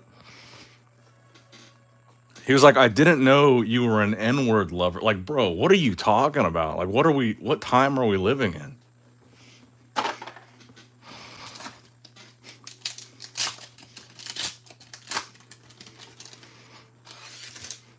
I don't know. It just kind of shocked me. Like, I know it's not like a super typical thing, but like, I don't know. I was like, damn. I think we're a little bit further behind than I thought we were. Yeah, the guy that sent that to me, I went to high school with.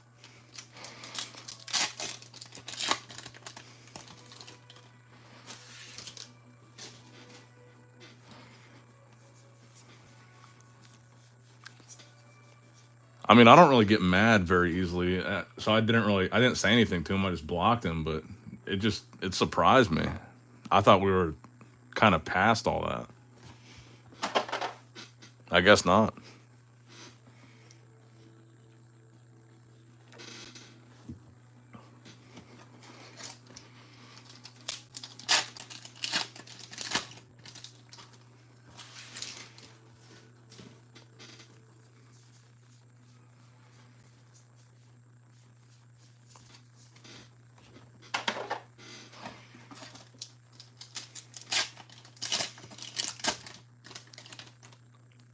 But that was my week, so I figured I'd share it with you guys since we're hanging out. I thought that was an interesting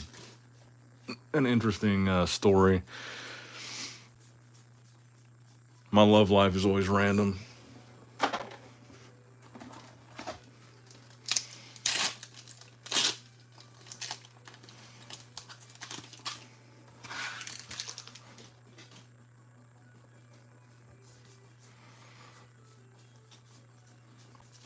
But yeah, she's a cool chick. And if you guys like MasterChef, her name is Tori. And I guess the theme of this MasterChef season is like generation. So there's like boomers, zoomers, millennials. So it's like a group of zoomers, a group of boomers, a group of millennials, and she'll be in the millennial group competing against the other ages, I guess. Oh, bro, she has no idea what the zoo is. She's got two kids though. Her kids like Pokemon.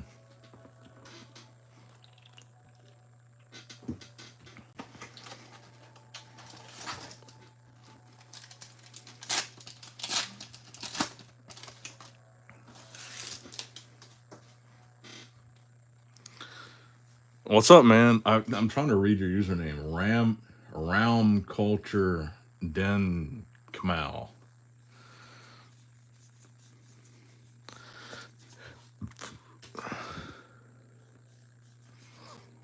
I hope you have a great one too, man. I appreciate you stopping by, DJ.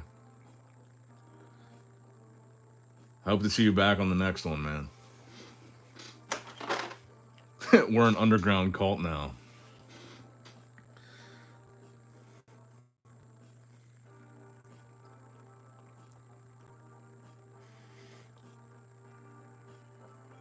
Here, I'll give her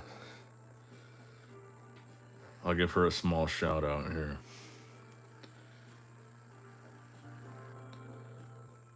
She fancies herself as an influencer herself. This is her Instagram. This is her cooking kitchen Instagram. Kitchen time. Kitchen underscore time underscore. Let's see. Oh, she got a MasterChef video. Z, millennial generation X, baby boomers. Well, if you don't have thick skin, get out of the kitchen. It literally tastes like spicy baby food. Are you serious? That's her there. Your wife's on the line in the MasterChef kitchen. Yeah, you loco. I love the Gen Z approach to this dish. Let's eat. Pacemaker, okay? MasterChef Generations season premiere this Wednesday on Fox. Yeah, I can't wait to see that.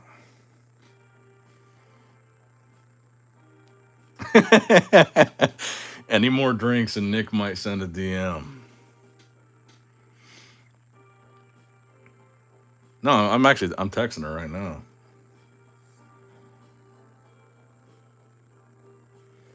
Let's see.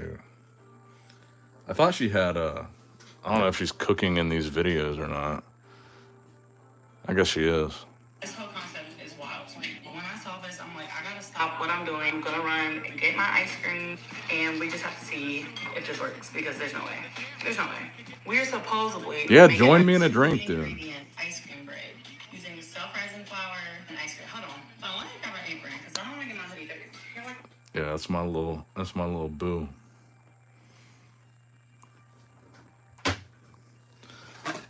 Metazoo Games. I don't know if that's the real one or the fake one.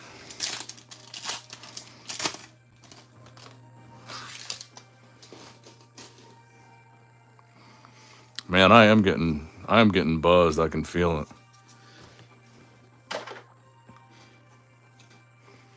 So I was about to say, I'm still gonna say it. Fuck it. There's no better feeling in the world than a black girl telling you that you've got a big dick. Because, I mean, you know the comparison.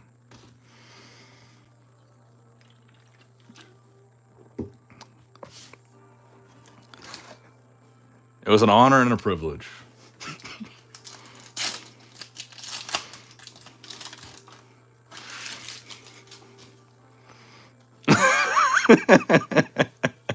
Nick's crash out stream. Nice, Frogman. Because, you know, if you're white and you're with a white girl, they all say that. It's like they tell you what you want to hear. But it's just a little bit different. Coming from the other side, you know? It just hits different.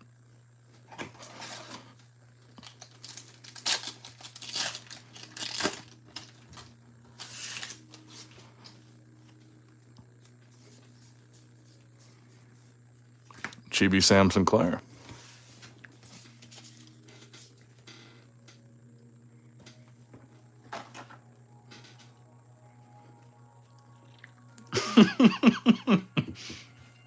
When she said that, you should have said King Kong ain't got shit on me.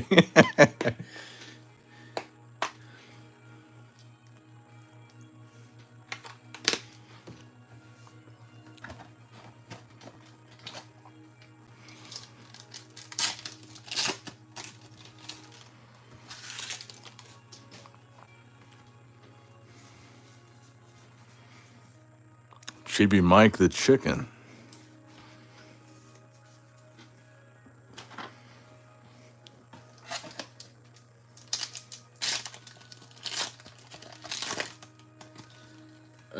What's the matter with the Steve Aoki? Any statement from him on the bankruptcy? Anything new from Mike? Steve hasn't said anything about any of this since any of it happened, but I imagine we'll see some stuff come out when the documents are uploaded on the 3rd. Anything new from Mike? So Mike did give me a heads up about the bankruptcy one day before they filed. So I knew it was coming, but I didn't want to take Mike at his word, so I didn't make a video about it until I could actually get on and find the actual filing. But he did tell me a day before that it was happening.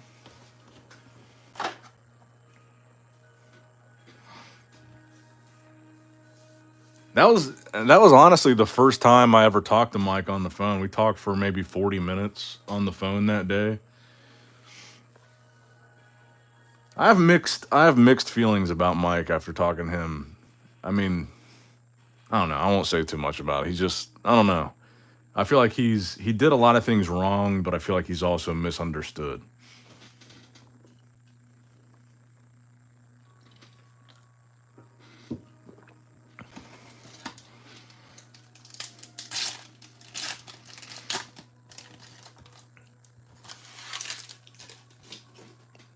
I mean, I haven't seen official proof of his ownership, but I think it's pretty well. I mean, Mike's Mike says he's a 50%. I mean, it just is what it is. I think he is a half owner. I don't know what proof we could even see. I'm sure if there is proof, it'll be in the documents. But I think it's pretty well confirmed that Aoki is a half owner.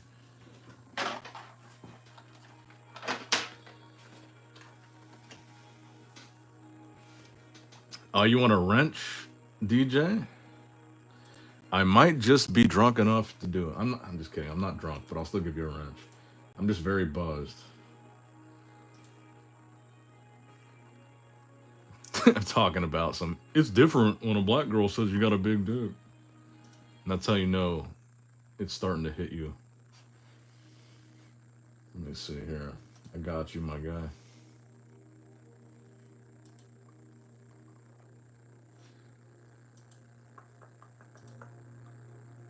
Nick Strength and Pokemon.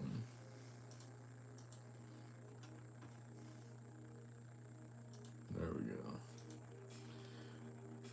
Because I always start the stream logged into Nick Strength and Power, so I never have the ability to give wrenches.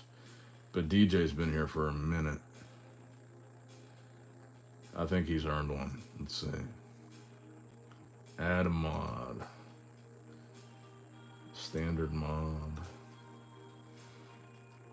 Try to comment again. I think you should have a wrench the next time you comment.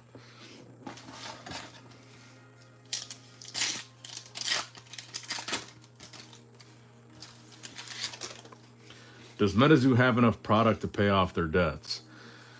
Judging, that's the biggest thing that confused me about the bankruptcy documents is that valuation of 100,000 to 500,000 in total assets. That seems so low. I know their debt is more than that because I know they owe at least one person more than that. I mean, we all already know publicly that they owe Mike. Mike had a $500,000 loan that he loaned to the company. So just Mike alone, the debt they owe him is more than that $500,000. So that surprised me. And I've heard that they owe the developer 1.2 million, the Cardi.io. And then I think all the other ones are like smaller debts. So I think it still comes out to under 2 million. So I think it's between 1 and 2. Nick, have you ever seen the parody channel of Derek's? It's less muff, more buff. I have not.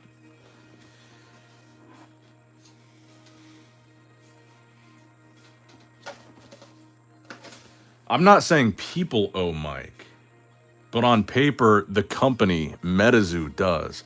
But like I said earlier in this stream, I think Mike is at the bottom of the list of people that'll be paid back. They're going to pay back all the people with pre-orders first. And that's going to be even before the companies, before the printers, before the Cardi.io. Like all the individuals will be paid back first. And then I believe next will be artists and staff. And then it's the companies. And then probably Mike will be towards the bottom of that.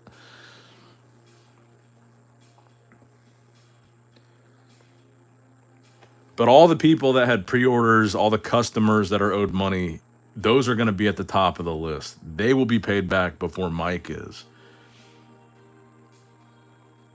So if they took an offer like $500,000, if that wasn't enough to satisfy all the debt, they would pay off probably all those smaller ones first. Because realistically, you know, all the people that are owed, all the customers, it's probably like $100 here and there, maybe $50 here and there, maybe some bigger orders for like $500. They could satisfy probably all of those customers immediately with 500,000. Then they would get into companies, and then personal loan from Mike is probably at the very bottom of that. But they're going to want to, what they're going to want to do, the reason why the customers are going to be at the top of the list is they want to satisfy as many creditors as possible and not necessarily the highest dollar amount as possible.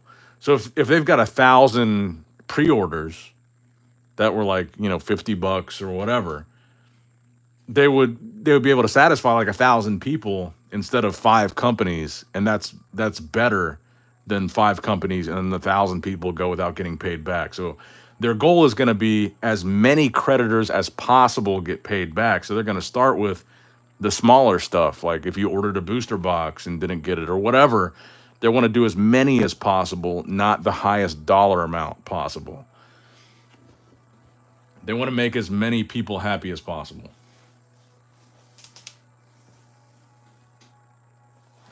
Seems like they checked off the box that said unsecured creditors pre-orders will not be paid back with leftover funds. I may be incorrect though. So what you're talking about there, it's, I don't know. I don't even know how to explain it. But from everybody that I've talked to, that's the highest priority is the pre-orders, because that's how they will satisfy the most creditors.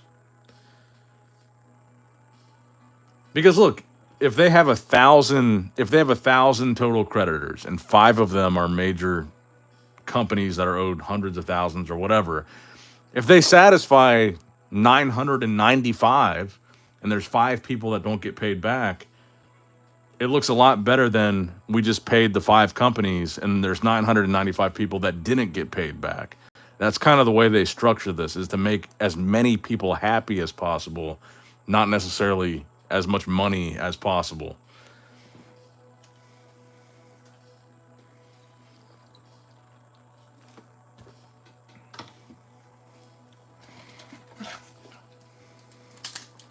Oh yeah, cheers, bro.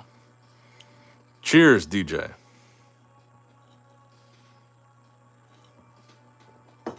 And cheers to everybody else.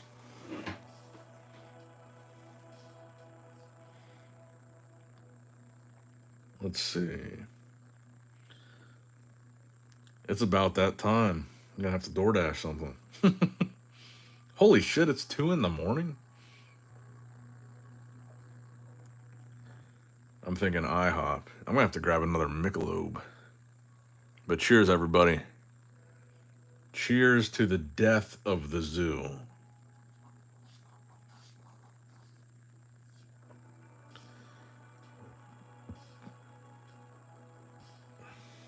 Bro, what the fuck is this? Coney Island pizza omelet. That's some weird looking shit. Let's get it.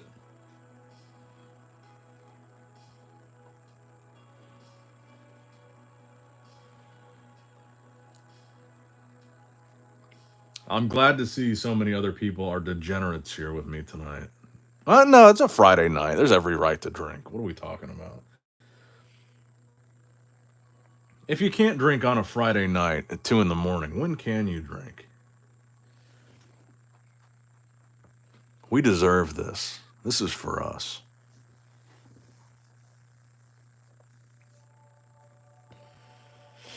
Let's see. I want some onion rings or something.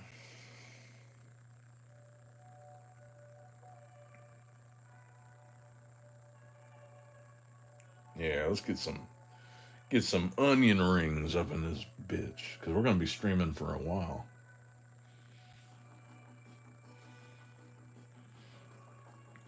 All right, I'm gonna order this. I'm gonna pee. I'm gonna grab some more beer. We're gonna keep this motherfucker going. Damn, I just added 6 items and it's $50. That's it.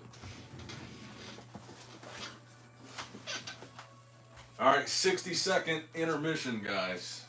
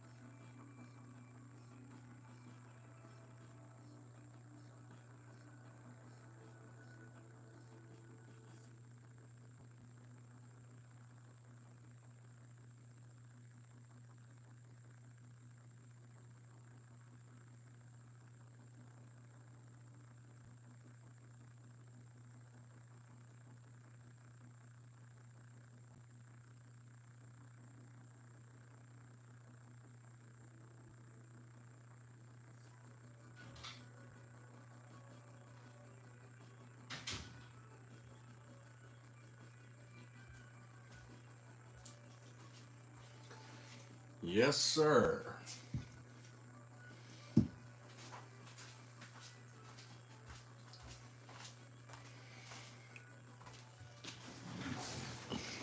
And look, I do apologize in advance and in retrospect for all the piss breaks tonight. I don't typically drink beer when we're doing these streams, but I'm drinking light beer. It's one of the worst. I'm a fucking piss pig when I drink light beer. Once the seal is broken and I'm drinking some shit like this, it's got to be like every half an hour.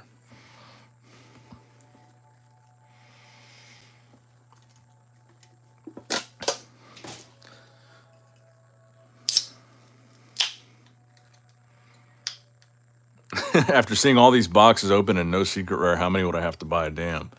Probably a pallet. Probably one per pallet. One secret rare per pallet.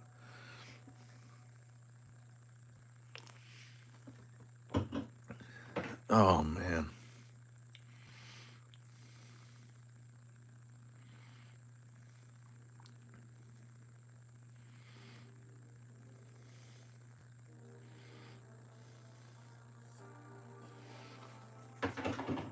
You'll never find another chat so excited for a good piss.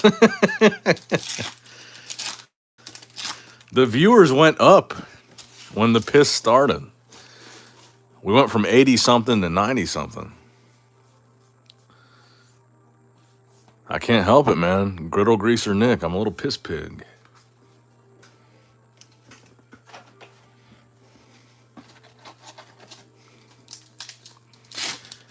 So in what aspects do you think Mike is misunderstood?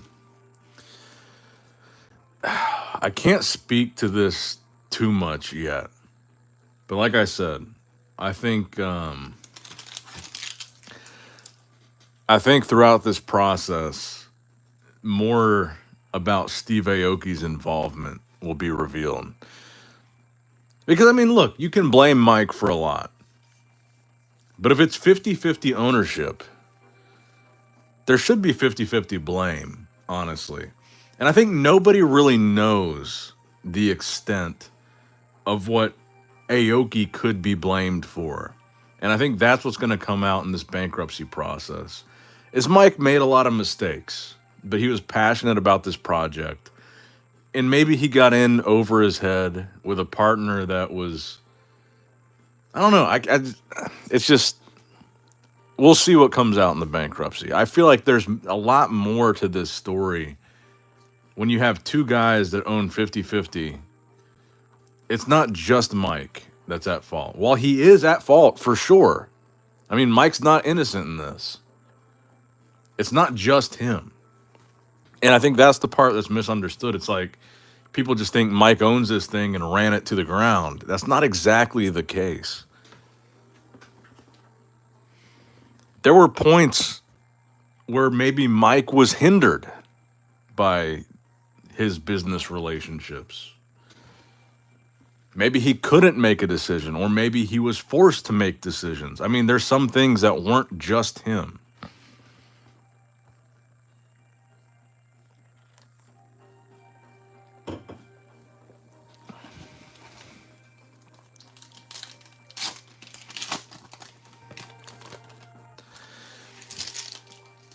I was even told a version of the story where there was a chance recently, like in the last week, that Metazoo could have avoided bankruptcy and been fine. And Mike could have got it. Mike could have saved it, honestly, from bankruptcy and paid people back. But possibly, maybe, allegedly, that was hindered by a business partner.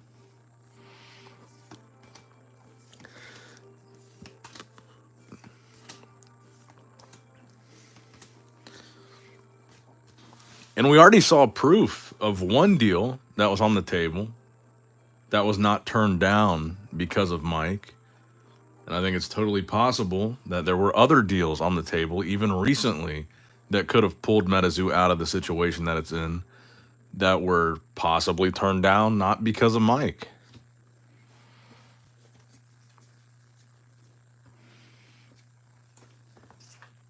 And I don't know exactly in what form, like when we see a lot of this stuff come out, I don't know like what is going to show Steve Aoki's involvement. Like, will it show how much money he was paid during the course of Metazoo's existence? Will it show, you know, how much money he put in, or what did he put in? I don't know like what those documents would look like. I'm assuming there's going to be a record in the bankruptcy of how much money Steve Aoki got, especially towards the end. If he was a 50-50 partner, I'm assuming the bankruptcy records are going to show 2023, 2024, what did he get from Metazoo? Or maybe the entirety of Metazoo, what did he get? And I don't know if there's also going to be documents that would show what did he contribute? What decisions did he make? What money did he spend?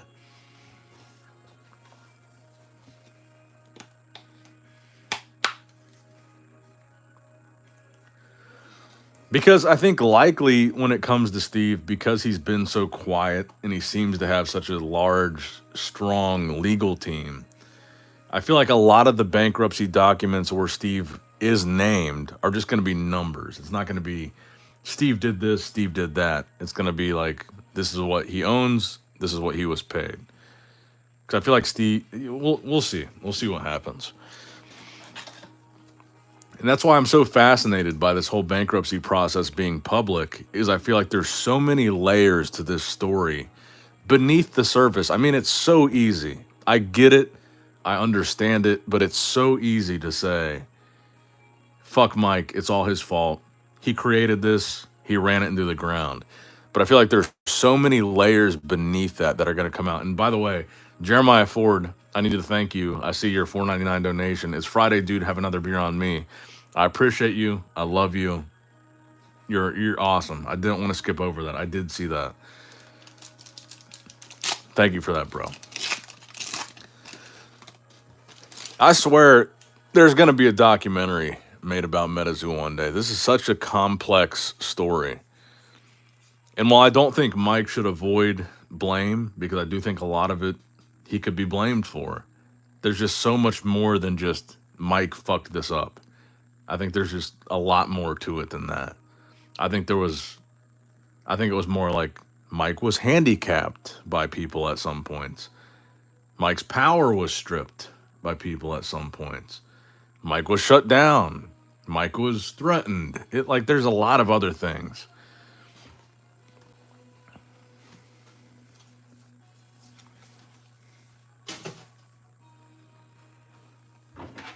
Damn, what's my mom texting me for? It's 2 a.m. She shouldn't even be up.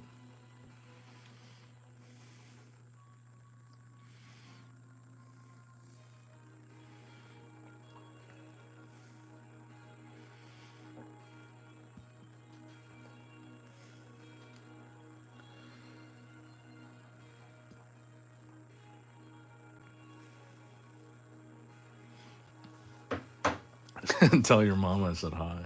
She's texted me and said, she said, just checking to make sure you locked the door after I left. She came over earlier today. She's one of those moms that wakes up in the middle of the night paranoid about some small thing that she just can't get over. Make sure you locked the door when I left 7 hours ago.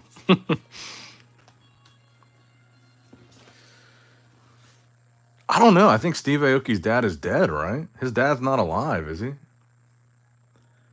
Because isn't the Steve Aoki story he inherited a bunch of money from his dad? I think. Am I wrong about this?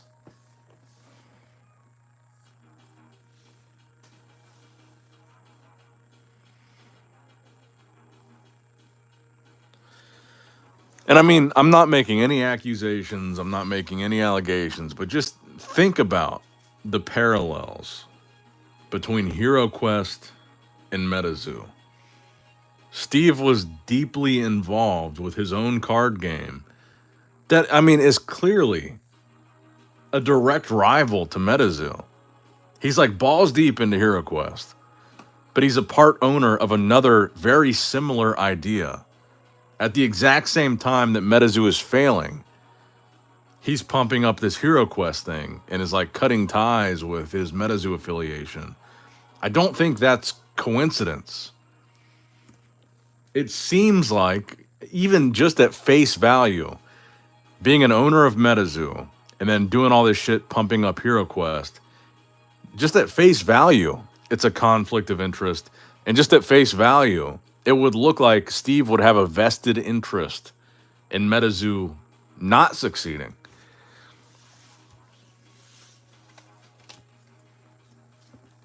I mean, you guys pay attention. You guys see what's happening. I mean, Steve is pumping HeroQuest hard and hasn't mentioned Metazoo at all.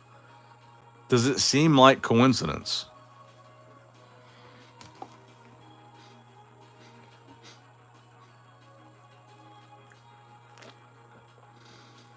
At the time that Metazoo was flailing and struggling and in debt, they could have got all their product back for 50 grand from Shaw and Golden. And when Metazoo's at its lowest point and needs somebody like Steve with that money that could just save the company for, $50,000 is nothing to Steve Aoki. I would even venture to say $500,000 is nothing to Steve Aoki. It looks like, from the outside looking in, he let Metazoo die.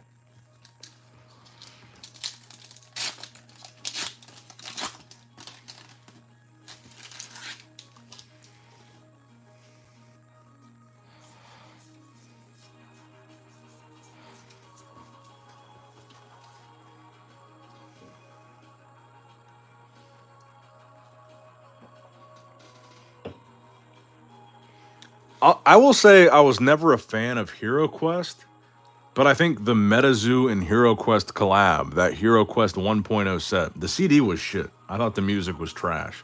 But the cards, I thought that was some of the best art in Metazoo, was the Metazoo HeroQuest collab. But the HeroQuest concept, the idea, the music, I never fucked with. But the artwork in that first HeroQuest set, I thought was really sick.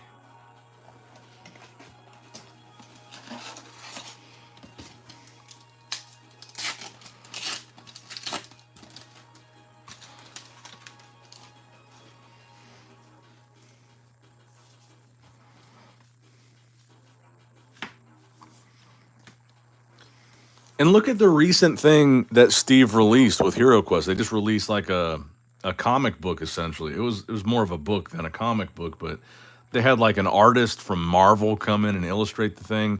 Like all the things that Metazoo said they were going to do and wanted to do, all the ideas that Metazoo had for the expansion of the IP, seems to be exactly what Steve is doing right now with HeroQuest, that you would think an owner of Metazoo would be putting those resources towards the brand that you Metazoo. It seems like a direct conflict of interest to me. And I think there's going to be some really interesting stuff that comes out about Mike and Steve. Because Like I said, Mike is to blame for a lot of things. Sure, I get that. But there's a lot more to it, I feel. It's weird that someone that owns half the company has been so quiet. And I think there's a very deliberate reason for that.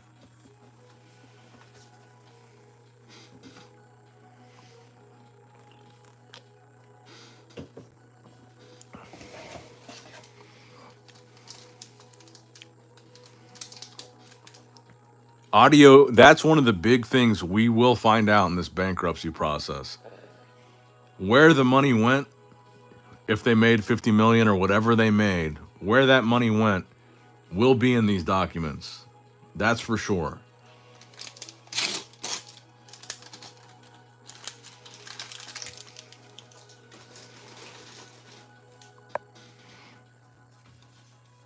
That's 1000% a big part of this process.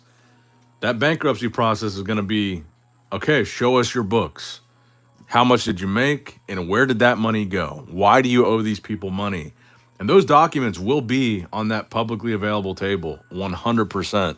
So we will get an answer to that question. Because that's like the crux of this whole thing. That's what bankruptcy is. You made all this money. Now you owe people money. So where did that money go? That's like the main point of this whole thing. That will be in these documents. How did you get to this point? Was there anything illegal that happened? Was there anything sketchy that happened? How did you get to the point where you had to file bankruptcy is the whole question. And that's what will be answered in the documents that they're required to submit. The books will be opened.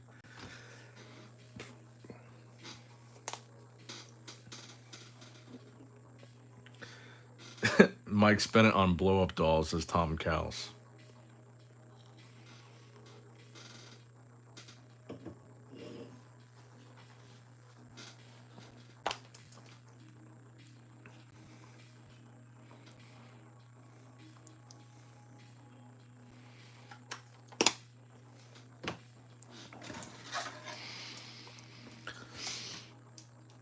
And again, if Mike is watching, I really want you to come on and tell your story on my channel. Because I know, I talked to Mike. I know parts of his story that I can't tell you guys because he told it to me in confidence off the record. But I feel like if he shared some of these things, it would give you guys a different perspective on this whole situation. There's so much that I want to say that I can't say that Mike has told me. It's not like, Mike, if you're watching, I would love for you to come on and we could do this in public. Whatever you feel comfortable saying. And Mike, look, Mike said something to me that I thought was a very fair point. He said, look, I know the community is like looking for answers and they want to know more from me, whatever. But he said, look, we're in bankruptcy now. I have nothing to gain from Metazoo. I have no control over Metazoo. I'm not going to make any more money off of Metazoo. I can't make any decisions with Metazoo. So he's like, look, this has been a very traumatic experience for me. And there's gotta be a point where I say, okay, I've got to walk away, because even now, if Mike makes a statement, what does it really mean? It gives us some answers. Yeah. But like, he owns nothing. He controls nothing. He's making no money from it. So nothing that happens from Metazoo from this point going forward is going to involve Mike. And Mike said to me, like, look, I've got to kind of know when to walk away. I took the backlash. I took the heat. Like, how many more times do I need to even say anything publicly? Because, like, I'm not Metazoo anymore. He's just not.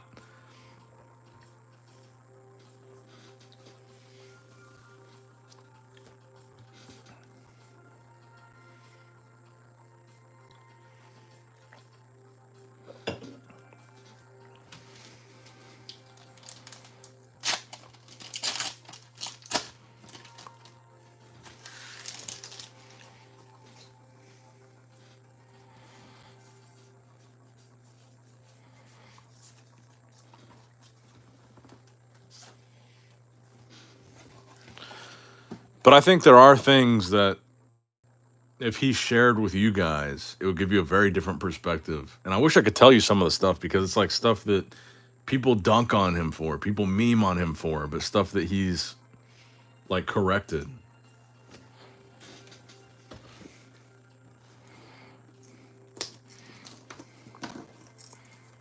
Or maybe he is a master manipulator. He's just telling me what he thinks will change my mind. But at the end of the day, the fact of the matter is, we would never have had any of this. We'd have no Metazoo to talk about if it weren't for Mike. Even if he made bad decisions, even if he mismanaged the company, even if he ran it to the ground, whatever happened to the money that was there, none of this would exist. This stream wouldn't be happening. This product wouldn't be sitting here. Those cards wouldn't be in my collection if it weren't for Mike. At the end of the day, he is responsible for this whole thing existing, even if he's responsible for the whole thing failing. Which I don't think he 100% is responsible for.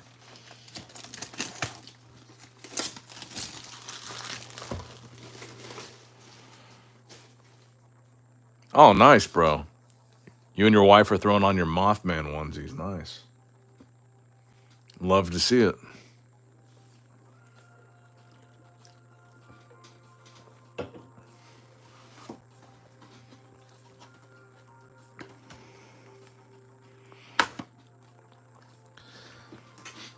So that's why I hope that Mike does come out and tell his story and maybe give the community some more answers and maybe give them some more closure or clarity. Because like I said, I think from the beginning he was passionate about this idea.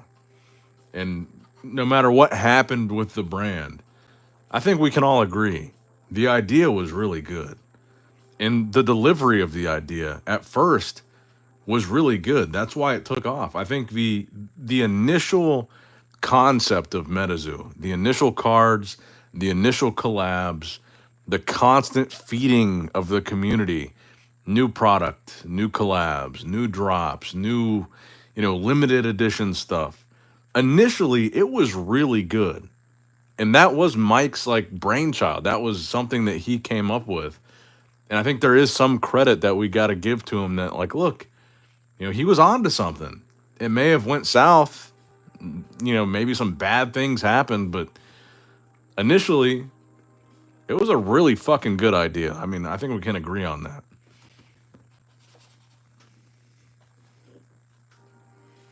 And I know there's still people that say it was a scam from the beginning. It was a rug pull from the beginning.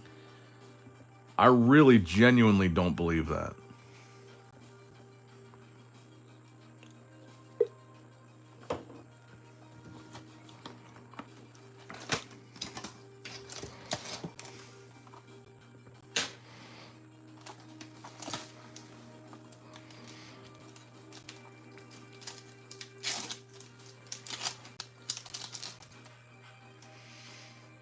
And like I said, like when people ask me, why don't you buy Metazoo?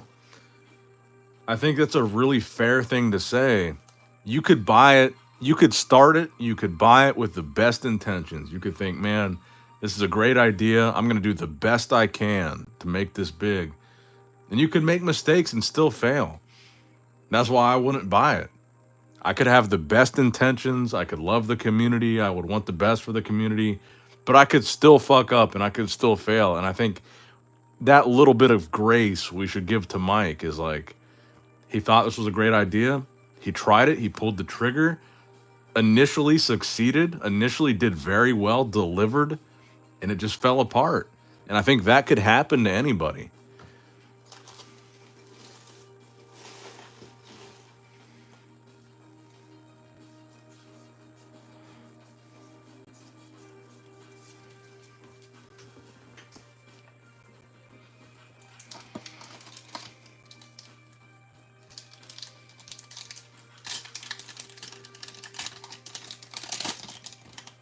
That's probably the best summary of it, Cojito. That might be the best way to sum up Metazoo. The road to hell was paved with the best of intentions.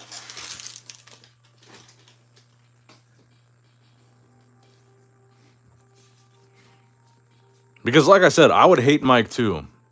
if I believed what a lot of people believe, that it was a scam and designed to be a rug pull. But I don't believe that. I think he had good intentions and it just went bad.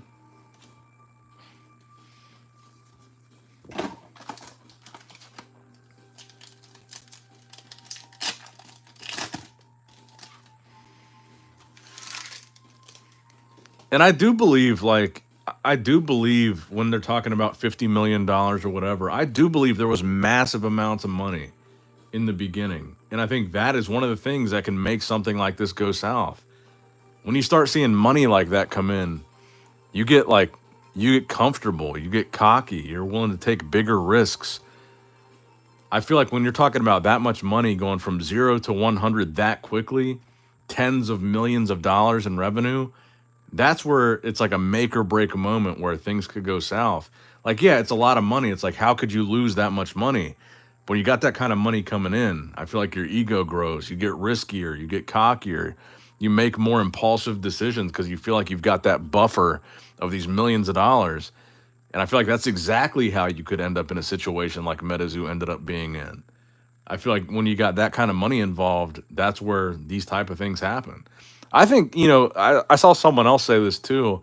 If it was a more slow, steady growth rather than the explosion that Metazoo had initially, I think Metazoo would still be around. I think it was that like initial burst where it went from, an $18,000 Kickstarter to a potentially $50 million business within the span of like a year and a half. That's the type of stuff that can ruin it. Matt, thanks for the $5. He said, let's be really need to buy Metazoo so we can get first edition Nick Strength and Metazoo card. We're going to have a couple different Nick Strength and Metazoo promos to give away on the channel here soon.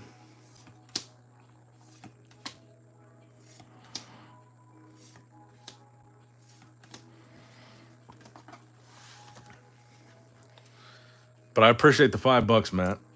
And I'm working on a couple different things for the channel as far as promo cards.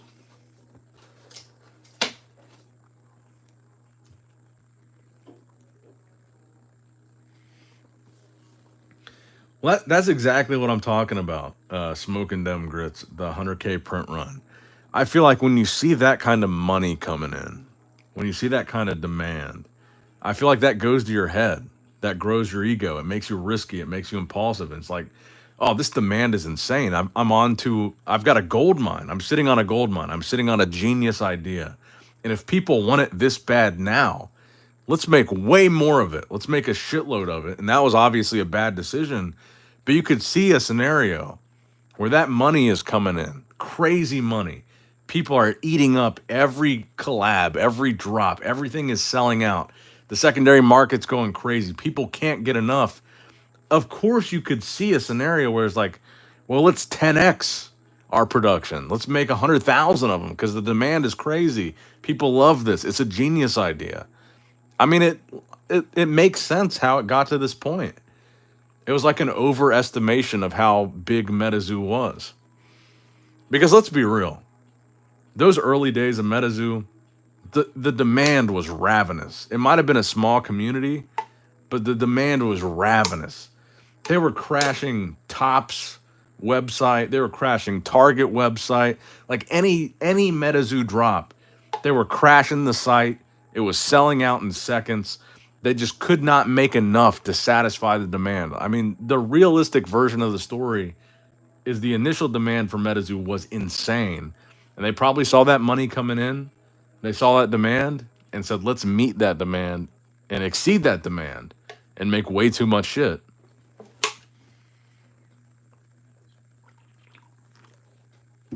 I'm just saying, I can see how it got there really quickly.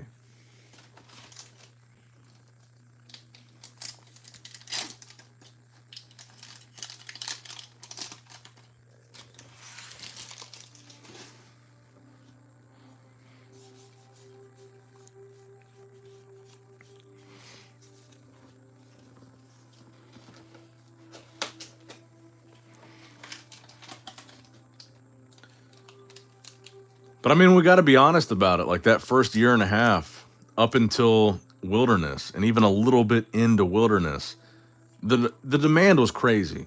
And I think it's even fair to say, like the early days of Metazoo, they weren't satisfying the demand. They didn't have enough. So yeah, we're talking about it now in retrospect, in hindsight. They overprinted, they made way too much. Yeah, we can all agree on that. But up until those big 100K print runs, I think we would also agree they were underprinting. They weren't meeting demand. Stuff was selling out too quickly. Like, you could not get a pre-order. You could not get a new drop. You had to buy it on the secondary market if you didn't get there in the first 5 seconds that it dropped. So there was like this period where Metazoo was so popular, they could not meet the demand. Then they overcompensated with the 100K print runs, and that was a mistake. But there was like this gap. There was like this gray area where maybe they should have gone to 25K or 50K and kept it there. But there was a period where they weren't meeting demand and they jumped to exceeding demand. And then it flipped really quickly.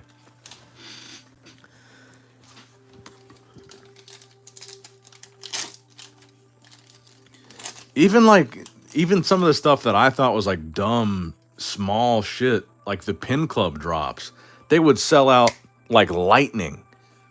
Pins, just a pin and a promo, gone. You couldn't get it unless you got it on eBay. People were like selling their pre-order like codes, their order summary on eBay the same day that they got it. Like when Topps Series 0 dropped, people would go on the Topps website, and if they got their pre-order, they would sell their pre-order on eBay. They didn't even have the physical product. They would just sell that they had got the pre-order. And it would be like 5 times retail. So to be fair, there was a period where Metazoo couldn't meet demand, and they did try to fix that. They just overcompensated, and that's, I think, where they went south. Abduction.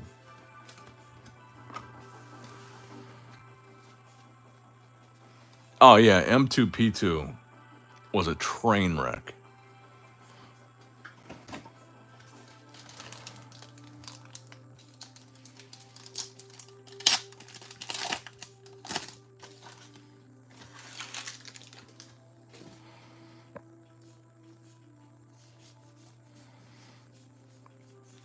Yeah, 100%.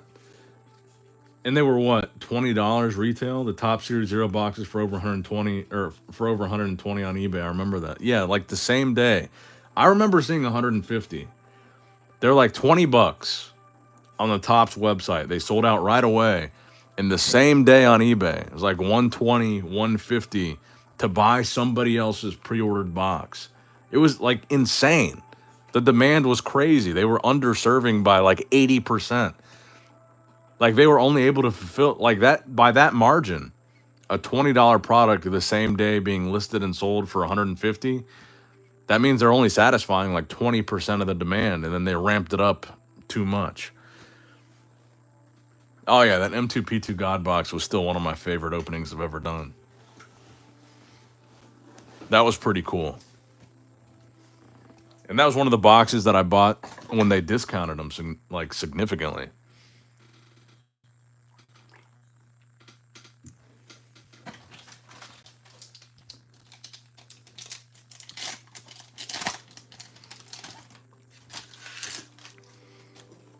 Yeah, man, the tower events were definitely fun.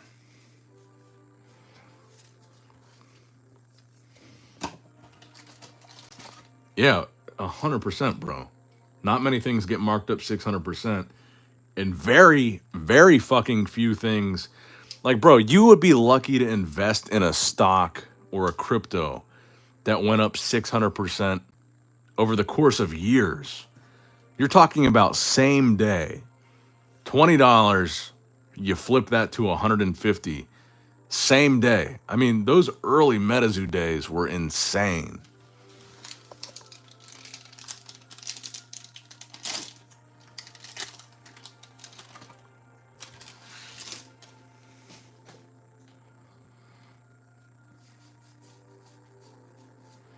Reverse Mothman. We'll set that one to the side.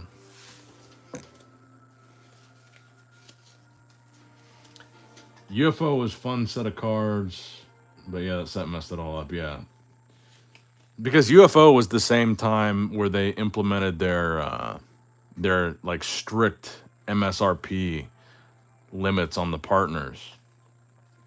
So they had way too much UFO. Nobody wanted it. Nobody wanted to pay MSRP. And around that same time, that's when they like implemented their map pricing, where partners that had these booster boxes couldn't go below that map pricing. But nobody wanted UFO. That I do think that was a tipping point. Because even with Wilderness at 100K, I feel like there was still a lot of demand for Wilderness. I feel like Wilderness was a lot better set and more desirable than UFO. UFO, I feel like, was just a total dud, a total flop. And nobody was paying. Nobody wanted to pay $150 for a Wilderness or a UFO box. Right now, UFO is down to less than $20. And they're still barely selling. Like they're barely moving at less than $20 a booster box. No one, like, who wanted that at 150 a box?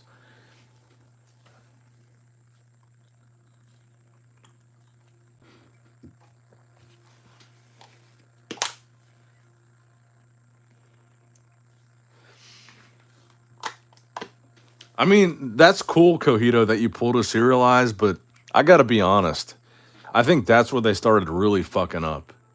Was with UFO, where the serialized cards, there was like 10 or 12, however many there were. 10 or 12 different secret rares. And like we still don't even know what all of them are. You don't know exactly what to look for. It's like 10 of them or 12 of them that are numbered out of 10 instead of like one big chase that's like numbered out of 100. Like at least with Wilderness, you knew you're looking for the green man or you're looking for the tickets. But with like UFO, you're looking for the same card that comes in a regular holo with a number on it. So some people didn't even notice that it was a serialized card. I thought that was a bad move. I liked that in previous sets, the serialized card was a card that only came as a serialized card. There was no regular holo. And I feel like that's where they really fucked up. Because like I still open more Wilderness and Nightfall than Native and UFO and Seance. Because it's more fun. You know, with Nightfall, you're hunting for that old scratch. With Wilderness, you're hunting for Green Man or the golden tickets or silver tickets or whatever. But with Seance and UFO and Native, I bet nobody in this chat can name all of the secret rares from all three of those sets. There's secret rares in those sets. We don't even know what the fuck they are. And a lot of them already come in a regular holo. I think that was a terrible move. And that's why I still open so much Kuromi, because we know what the secret rare is. They went back to having an exclusive secret rare. The Kuromi and Mothman doesn't come in a regular holo. It only comes in secret rare. And I feel like that's what they lost with UFO, Seance, and Native. Let's be real. I mean, I think that shit's stupid. It took me 17 boxes to pull a mini T-Rex, and I got over 100 Terra Orbs. Yeah, the Terra Orbs were awful. And think about that ratio that you're talking about now. 17 booster boxes to pull a mini T-Rex. I bet a PSA 10 right now of that mini T-Rex, $20 or less. I'll bet you.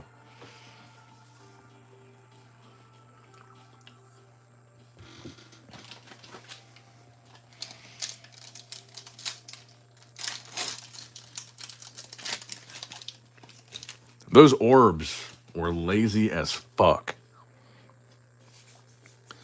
Man, you guys are gonna hate me. I've already got to pee again. I'm so sorry, guys. It's this light beer. I don't know what to tell you. I'm so sorry. I have to do it.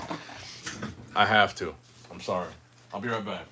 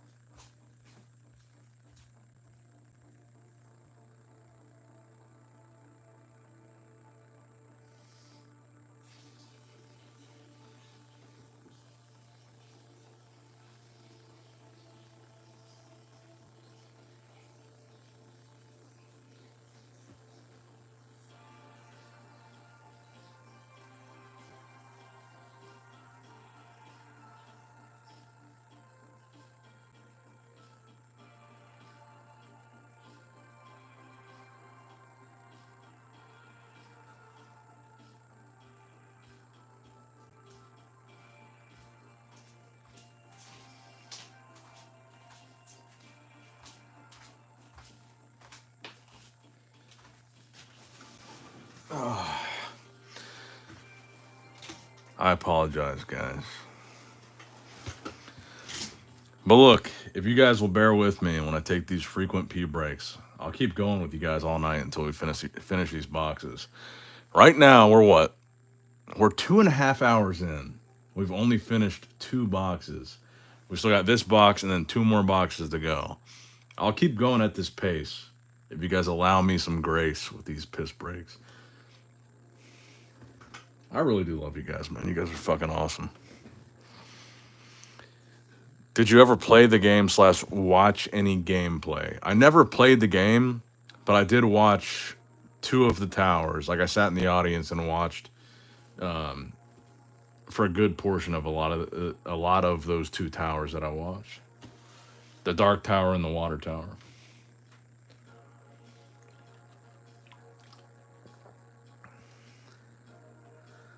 Pokemon's recent print run was revealed at 11 billion. Is that real?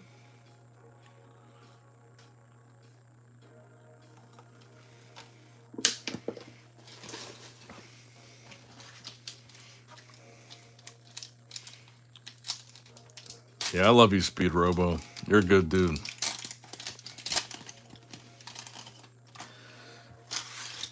Maybe one day, if some crazy, like if the stars really aligned in the perfect way, and I did end up buying the Metazoo IP, maybe some crazy circumstance would exist where Speed Robo would help me or the community would help me, and we'd figure out something like as a group to do with it.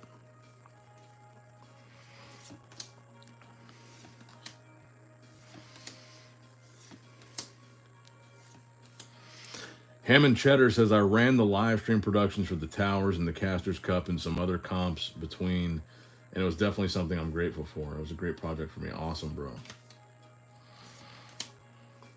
Potion Seller, full haul.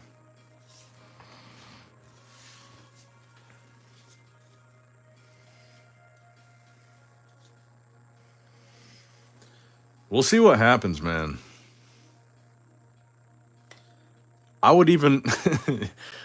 You guys are making me push my number up. I originally said 50K would probably be the number where I think I would like be willing to take the risk. I would push it to 100. If we could take all the meta, like the IP and maybe even some product, if we're talking 100K, I might pull the trigger on that and then have you guys help me figure out what to do with it. But if we're talking about hundreds of thousands, nah. 500K, nah. But 100K or less, we could probably do something cool.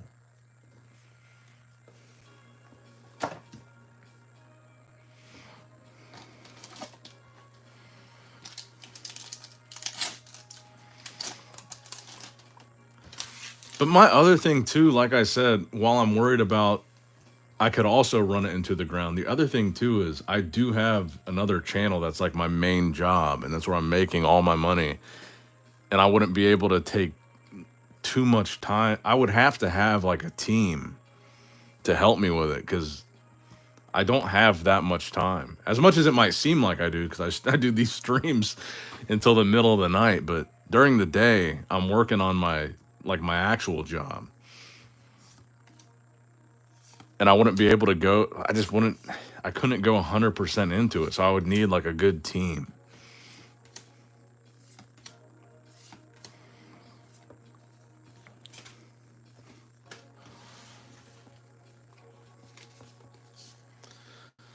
And that's the biggest barrier is like buying it would be easy.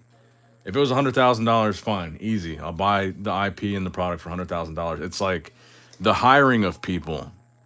You'd have to hire a team. You'd have to pay that team. You'd have to hire artists. You'd have to pay those artists. You'd have to find a distributor. You have to find a printer, pay the printer, pay the distributor, pay the artist, pay the staff, pay the team before you're even making money yet. You gotta buy it and then pay all these people to get the ball even rolling so that you might make some money. That's where the risk comes in. Because, yeah, I could buy it. Sure, it sounds like it's not that much money, $100,000 to buy a whole company. But then you got to put all these things in place and start paying payroll. Start paying printers, and you don't have any money coming in yet. That's the dangerous part. That's the part that I'm scared of. If I'm paying a team to help me, and I'm paying artists for art, and I'm paying printers to print shit, and there's no money coming in yet, and the overall opinion of the brand is pretty negative, that's the really scary zone for me. That's what I'm afraid of.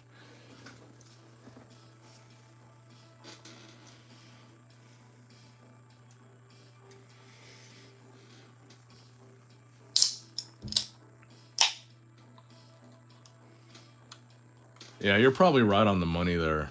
I think the 50K is probably more realistic.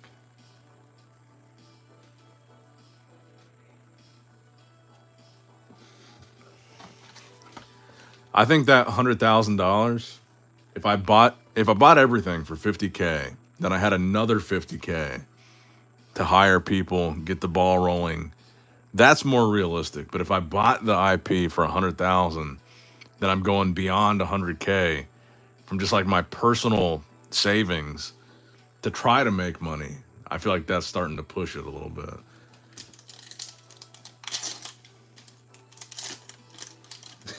Cojito says, keyword Nick. You keep saying paying. You're on a better track already than Metazoo has been. That would be probably my fatal flaw. I would actually pay people and end up broke. Maybe that's why Metazoo made it so long.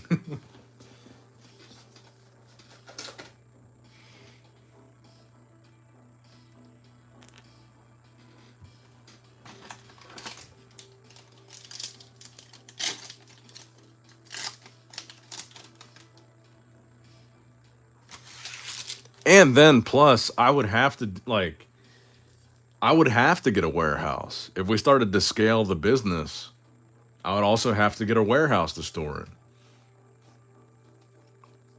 There'd be like a lot of cost associated with like getting the ball rolling again, besides just the initial buying the IP.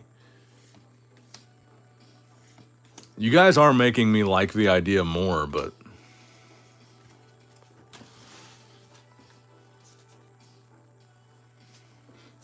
oh shit. I think the food's here. Let me just bring it in. I'm not gonna eat it on camera, but let me get it in so the raccoons don't eat it.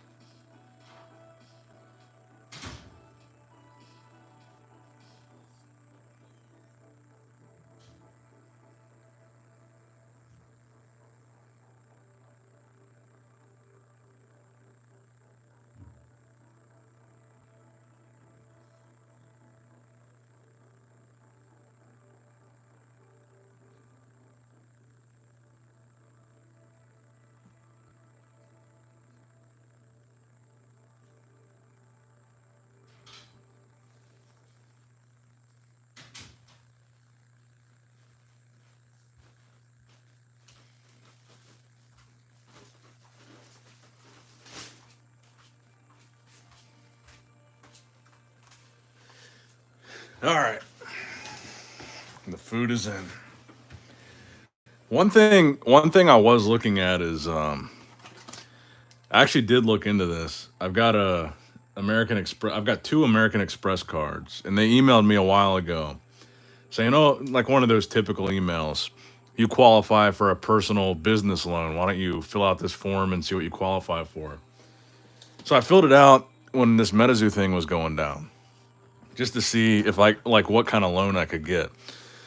And I filled out the thing, and it said I could get a $300,000 personal business loan with 18 months of essentially no interest. So I wouldn't have to start paying for 18 months. That would be an ideal scenario. If I didn't have to take money out of my savings or my checking, and I could take a loan like that.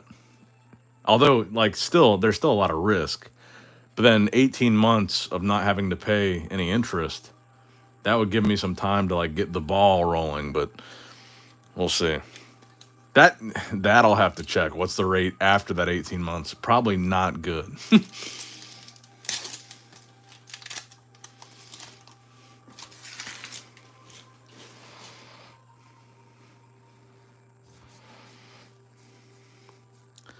full hollow boil over and a non-hollow rare of a Wendigo.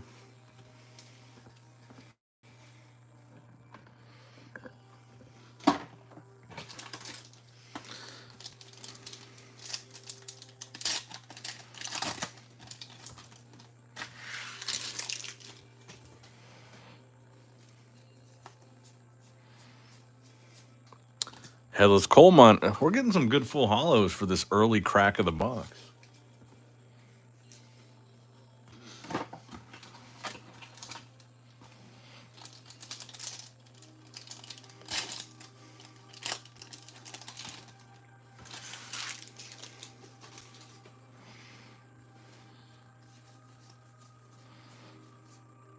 Headless Horseman, nice.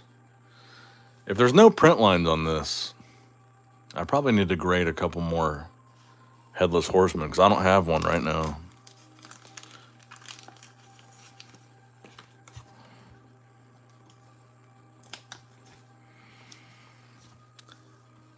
But this is why I think Metazoo's not dead. There's endless possibilities right now. And clearly, we still got 100 people watching this stream at almost 3 in the morning. Metazoo is bankrupt. Metazoo is dead. All that shit.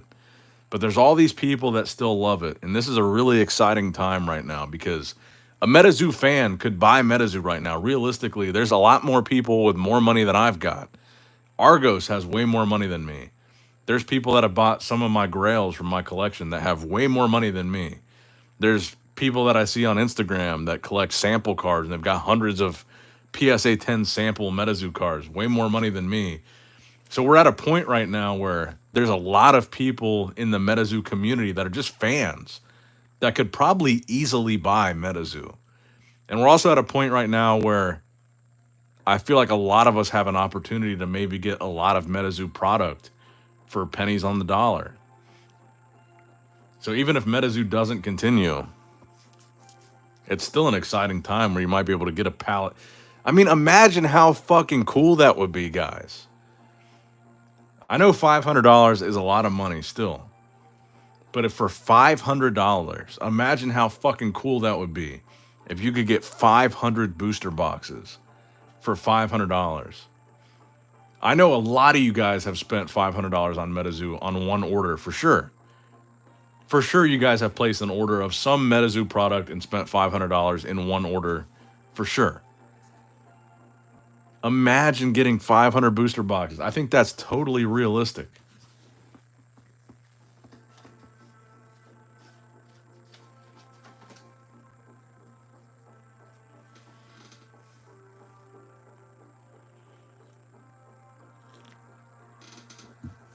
I agree, Cojito. I felt good too. 12 to 15 bucks. Still really good.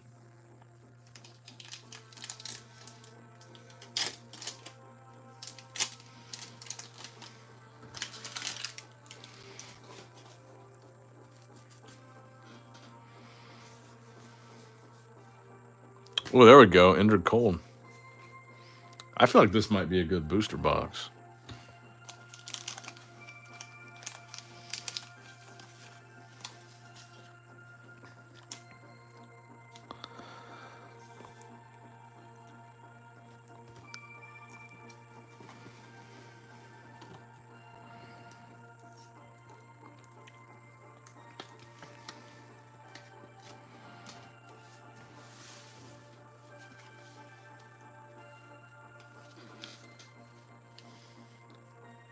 But yeah, if I were any of you guys, I would not be buying anything on the secondary market. I'll just wait and see what happens with the liquidation.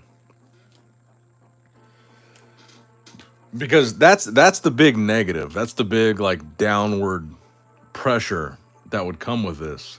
Like, yeah, a lot of Metazoo fans are going to be able to get a lot of cheap boxes for sure if this happens. But a lot of people buying these pallets are going to be putting that straight on the secondary. It's going to tank, completely tank the secondary market price of booster boxes. So that, I mean, if you want a cheap booster box, great. That'll be good for you. But if you're looking to sell the boxes, this liquidation is going to tank the Metazoo secondary market.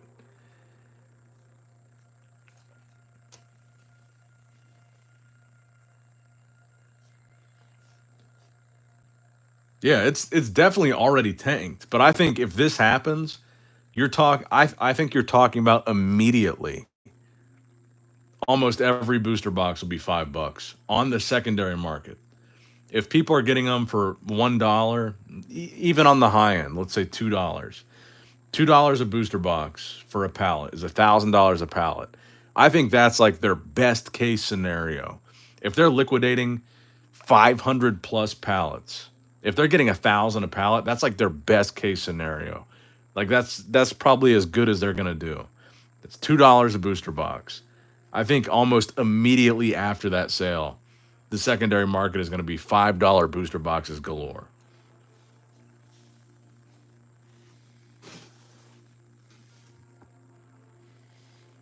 Nick, please listen to me right now. You do not want to under leverage right now because 4 years from now, you think twice about speculating on Metazoo. You could open another venture like Argos. I know, but if the risk was low enough, like I could lose if it was $50,000 all in. I could lose $50,000 and survive. We would just have to see what the circumstance is. I think anything beyond $100,000 is way too much to risk.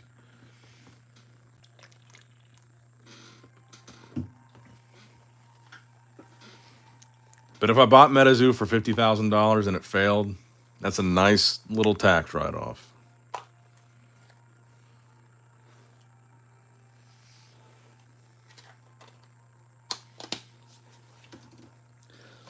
But I honestly think the more realistic scenario is I'm probably just going to buy a bunch of product from the liquidation.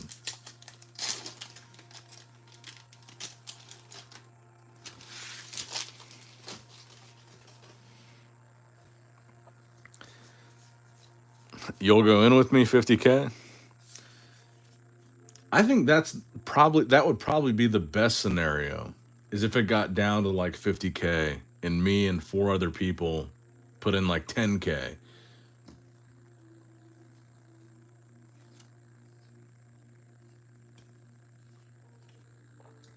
Nick, straight up offer, if you get the IP, I'll stump up the rest of the cash and labor. That's awesome, bro. Honestly, I think this is all just pie in the sky, super speculative, wishful thinking. I really genuinely think there will be a bigger company that comes in and scoops up this IP for nothing. Like compared to that company's bottom line, they'll scoop this thing up for nothing, and I think it's like a no-brainer for a $100 million billion company come in and scoop up a little $100,000 IP that could maybe make them some money. I feel like it's a no-brainer. We're talking about worst case scenario here. If nobody buys it, it goes in the shitter, they liquidate everything, and they leave nothing left but skin and bones, and it's just the IP left. So I just want to be clear, we're definitely talking about a very remote, unlikely scenario, because I genuinely feel like someone will come in and scoop this that's like an actual company. But if that doesn't happen, that's where we get to this scenario.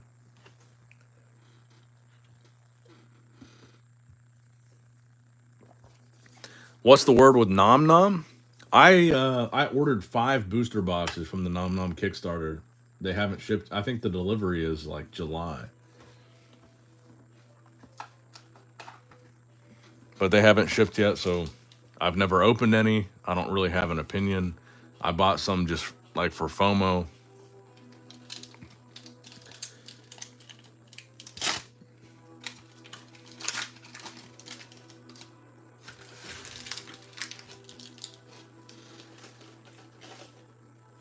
Yeah, 100% Speed Robo. Realistically, we don't have a shot at this at all. 100%.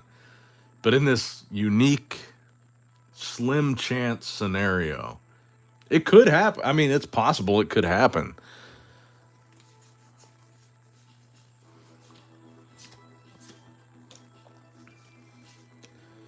But that's the other thing I'm wondering too is like,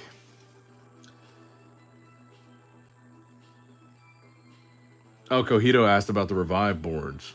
And I'm kind of going to touch on this too. Is like, I wonder with this liquidation, how specific it's even going to be. especially with the Revive boards. Like, I feel like it's going to be an auction by the pallet. They're probably not going to break down the pallets. I don't think they're going to take the time. It's so much more time and effort and energy and shipping if they broke down the pallets and sold individual cases, let alone individual booster boxes or individual Revive boards. So I think if they did liquidate the pallets, it wouldn't be. I don't think they'd give you specifics. I think it would be like when you buy, like people that buy Amazon return pallets. It's kind of like a big mystery pallet of just you're getting a bunch of returns. You don't know exactly what's in it. I feel like it might say one pallet of skateboards. You have no idea what the boards are, what set they're from. I feel like it's going to be like that. One pallet of booster boxes. They might not even tell you what the booster box is. Although it is printed on the side, so they might just say that. But I feel like it's going to be very vague and very non-specific. And I feel like it'll be interesting for sure.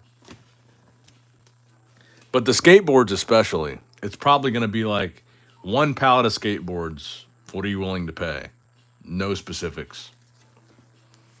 And that's why I think they're going to go very, very low.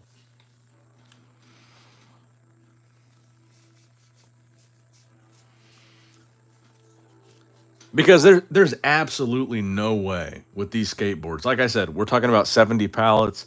I would say minimum 100 skateboards per pallet. Minimum. That's on the very low end. That's 7,000 skateboards.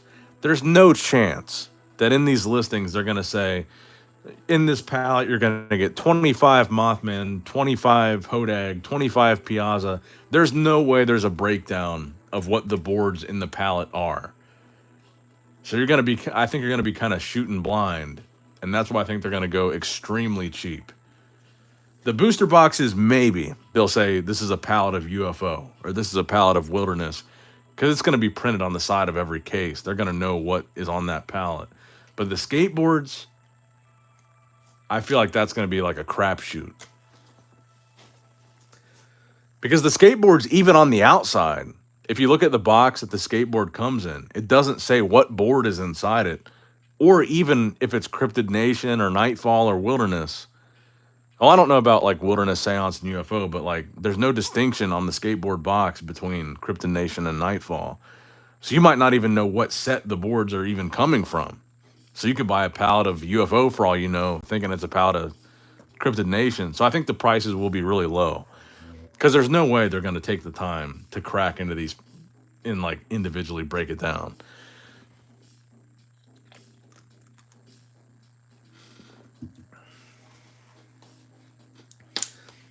I don't know, Mario. I really don't think that's going to happen. An in-person auction, it sounds like a good idea. But I just don't think enough people will show up for that. I feel like it has to be online to maximize the money they would get for it. I think even the amount of people that would show up to bid online is very few. The amount of people that would show up in person is like infinitely fewer. And if they want to maximize the amount of money they get out of this, I feel like it's got to be online.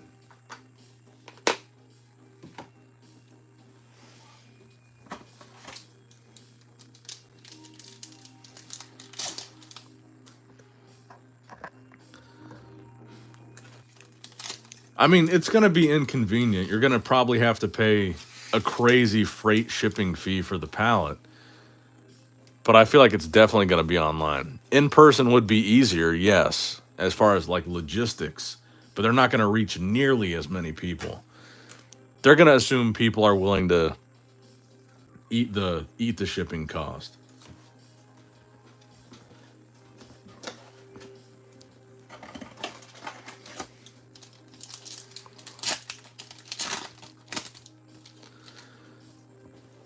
But I mean, let's break that down realistically. And again, this is on the very low end. Let's say 100 skateboards per pallet. So you're getting 100 skateboards, and let's just assume you don't even know what they are. You don't know what set, you don't know what character, you have no idea what you're getting. Let's say they do a random pallet of Metazoo skateboards on the low end, let's say 100 per pallet. I think, honestly, If that's how it goes down, there's a chance those pallets go for $100. If you don't know what you're getting, just 100 random skateboards, I think you could honestly be talking $100 a pallet. Exactly, Pee-wees. What would someone even do with a pallet of skateboards? You could sell them, but you have to consider a pallet is a significant amount of space. Most people have very limited space. A lot of people live in apartments or a townhouse. A lot of people don't have a garage. Like, no one is willing to take up a lot of space of a pallet of random skateboards. They're gonna go low. They're gonna go very low.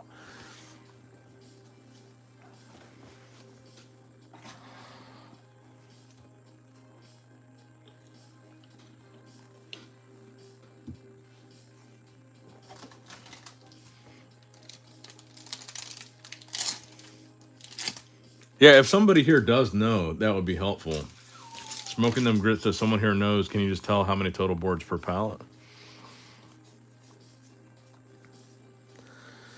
I mean, just looking at some of the boards that I have hanging on my wall and thinking about the box that they came in, I would say one board on the high end would take up the same amount of cubic space on a pallet as about 3 booster boxes. So on the very low end, if you do that math, the very low end would be 100 skateboards a pallet, maybe like 150, 200.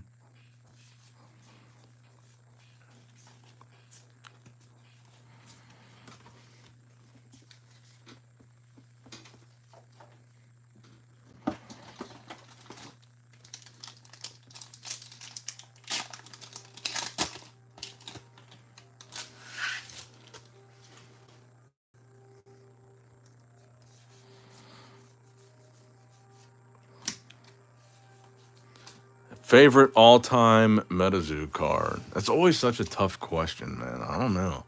My favorite all-time character is Mothman, with Frogman being a close second. But there's so many, honestly, man, there's so many good Mothman artworks. It's hard to pick a favorite one. I really like the first Revive Mothman. I really like the second Mothman Festival. The Dark Tower Mothman artwork is really good.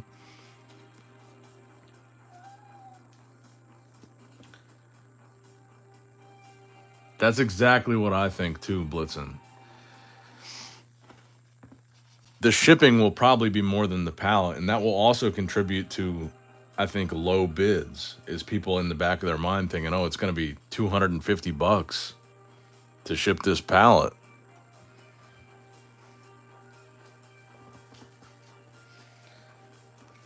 Yeah, I literally think you're going to see some of these pallets. If it gets to the point of liquidation, we don't necessarily know that it will for sure. It probably will. But you're probably going to see some of these pallets go for less than the cost of shipping. For sure.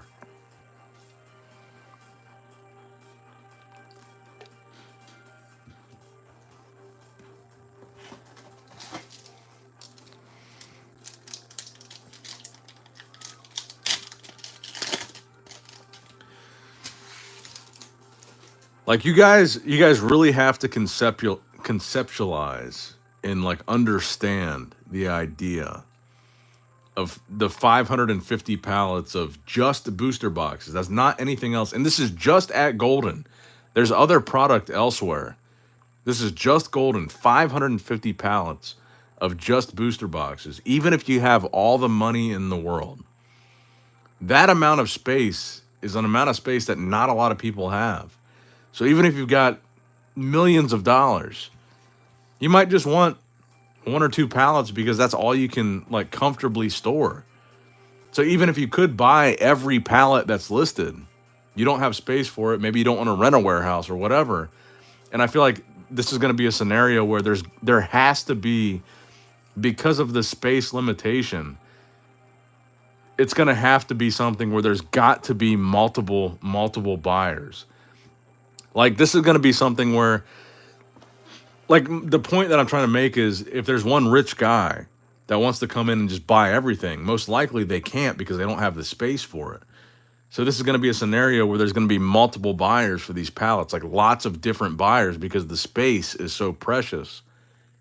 And I feel like that's what's going to drive these prices so low.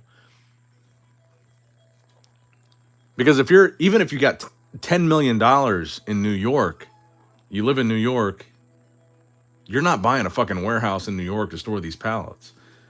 If you got $10 million in California, you're probably not buying a fucking warehouse in California to store some Metazoo pallets. So it's going to force these auctions to go to multiple people and not just one rich guy buying every single pallet for the low. And that's going to drive the prices down even more because every pallet that sells is going to probably eliminate a buyer or two.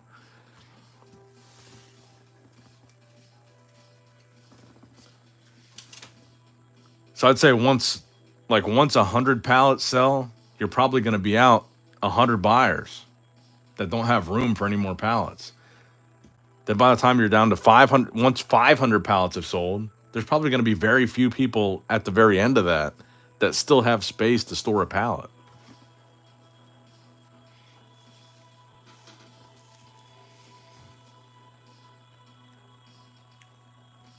I mean, even a standard U-Haul, you could maybe fit what?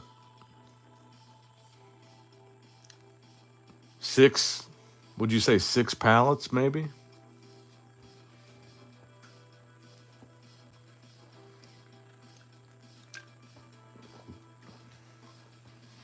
So even if you rent a U-Haul and pull up and buy it in person, you're still going to be able to drive away with 6, maybe 10 at the most.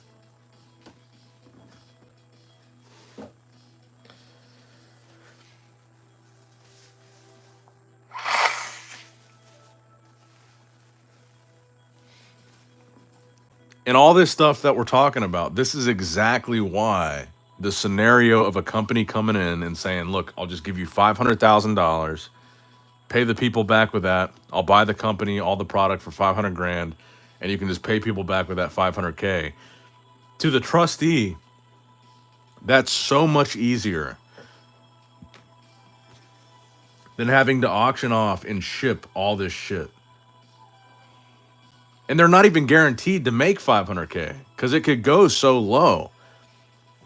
So that's why I think a company would come in and buy it, because the trustee is probably more willing to say, okay, we're guaranteed $500,000.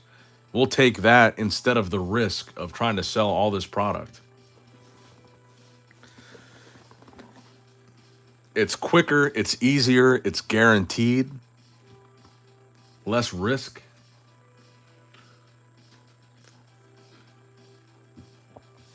Less work, less hassle, less paperwork.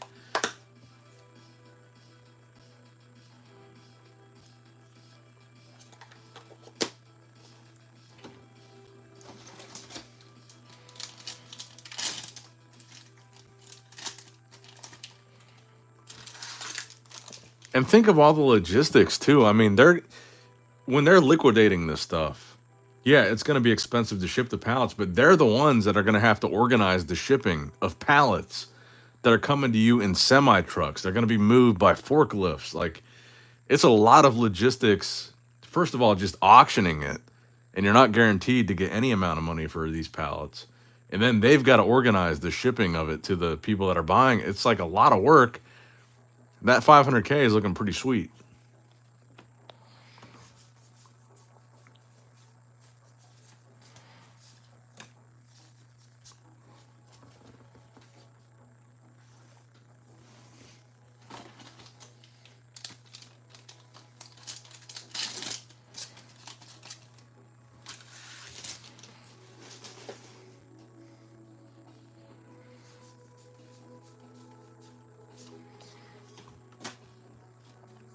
And I guess you could buy a storage unit maybe that, but I mean, look, it's just so much. It's so much work, man. Like, you could buy a storage unit that's maybe $50 a month, where you can maybe put 4 pallets in. I'd say 4. Yeah, I'd say 4 for $50 a month. But then You'd have to get them shipped to your house. You'd have to find some way to get them to the storage unit. Then if you ever want to access them, you have to move them again. It's like so much, it's just so much work.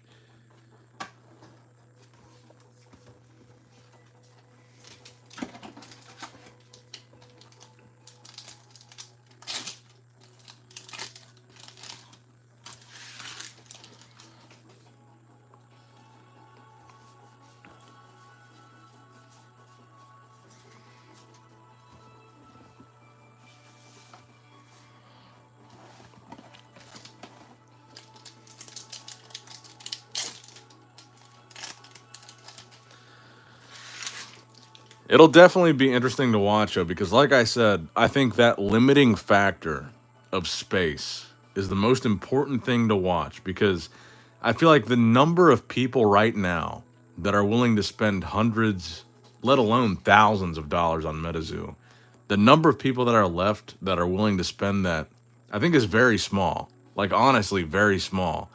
And that limiting factor of space amongst those people that would even still spend that money on Metazoo, I think is really going to drive those prices down. Let's say there's 100 people left, which is probably generous, honestly, that would still spend $1,000 on Metazoo.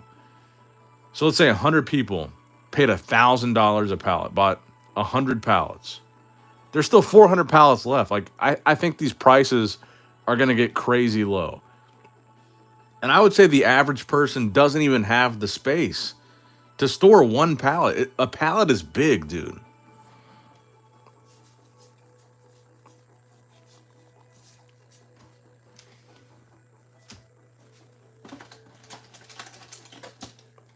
And we're still only talking about booster boxes.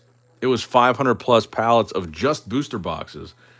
And that's just at Golden. And then there's all kinds of other pallets of other shit.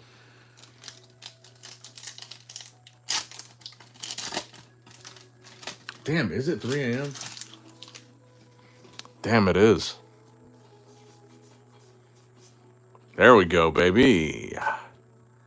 That Mothy boy. Number 3 tonight.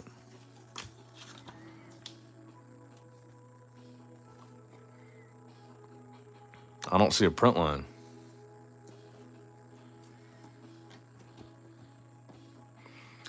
Isn't it funny, though, that we're talking about this, like, just abysmal value of Metazoo? And I still get excited here pulling this Mothman. That's how I know I love it.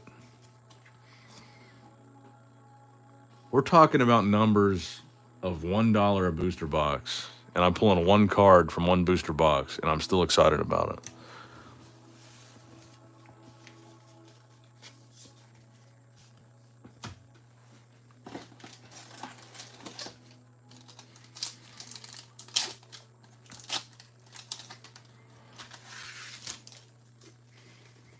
Yeah, I didn't even realize it was 3 already. Yeah. Just a regular Wendy.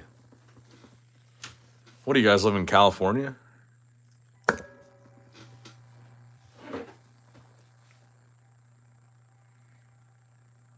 lot of people saying it's 12.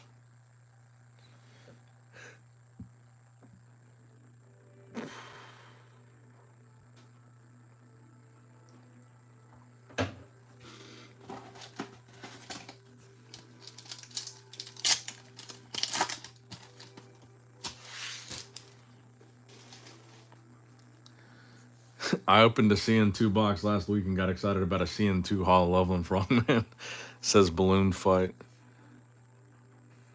Obsidian Obelisk. What does that, I mean, what does that even go for? Raw. I mean, realistically, the Loveland Frogman 2nd edition, a raw copy, full hollow. Are we talking like $1? Could it be less than $1?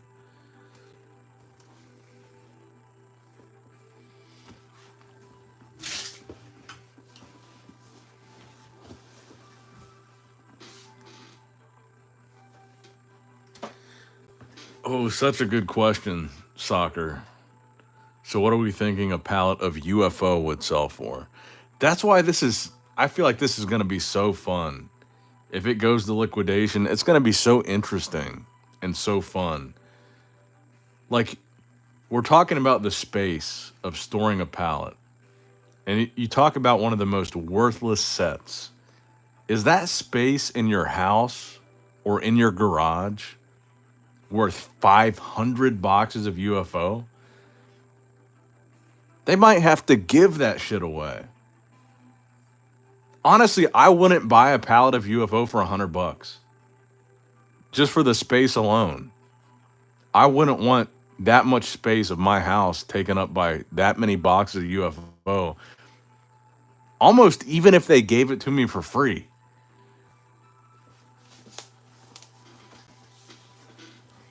It's like it's almost inconvenient, that much UFO.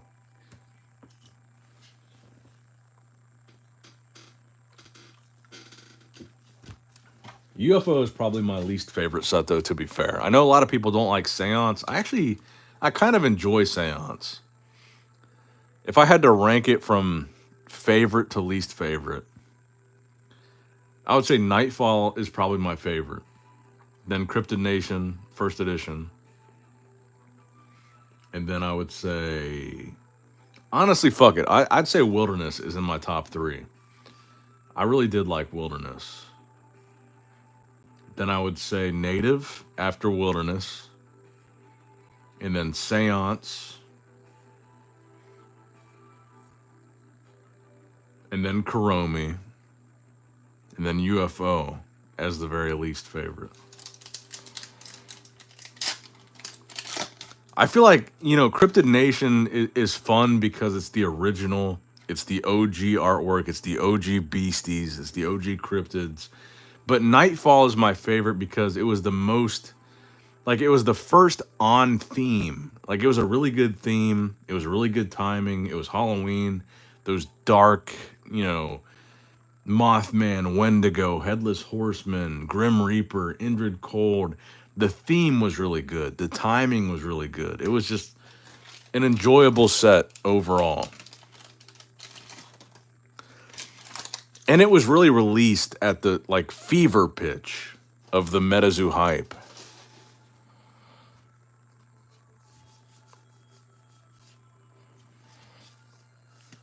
Bell Witch.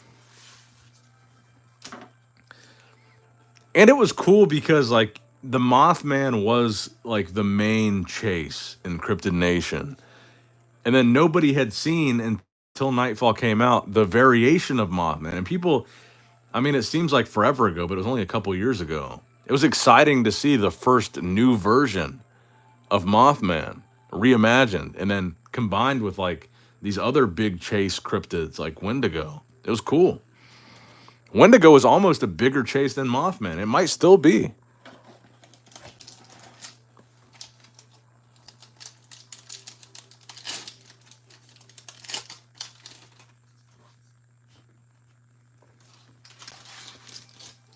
Think about the firewood for the winter, though. Born from the earth.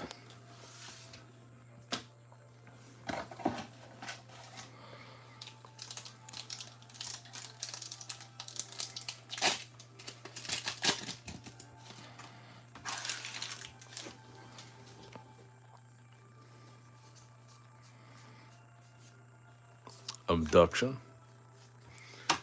I can't believe how many boxes of Nightfall I've opened. Still not pulled Old Scratch. Kuromi is probably the worst one, though. I'd say I've opened the most boxes of Kuromi because it was much cheaper than Nightfall when I started buying it. And I'm not pulling a secret rare.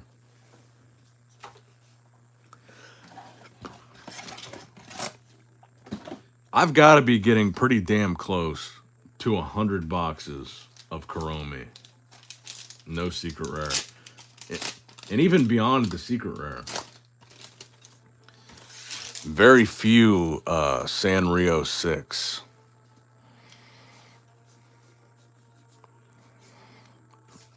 All right, last pack. Here's what I'll do this. Let's extend this into another stream tomorrow. We've got 2 boxes left. I think I got a couple more boxes in my safe. We'll make this a 2-part stream. We'll do another stream tomorrow. Because it is getting late.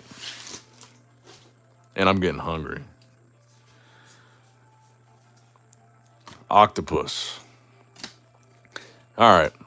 We'll call it there. Decent nightfall opening.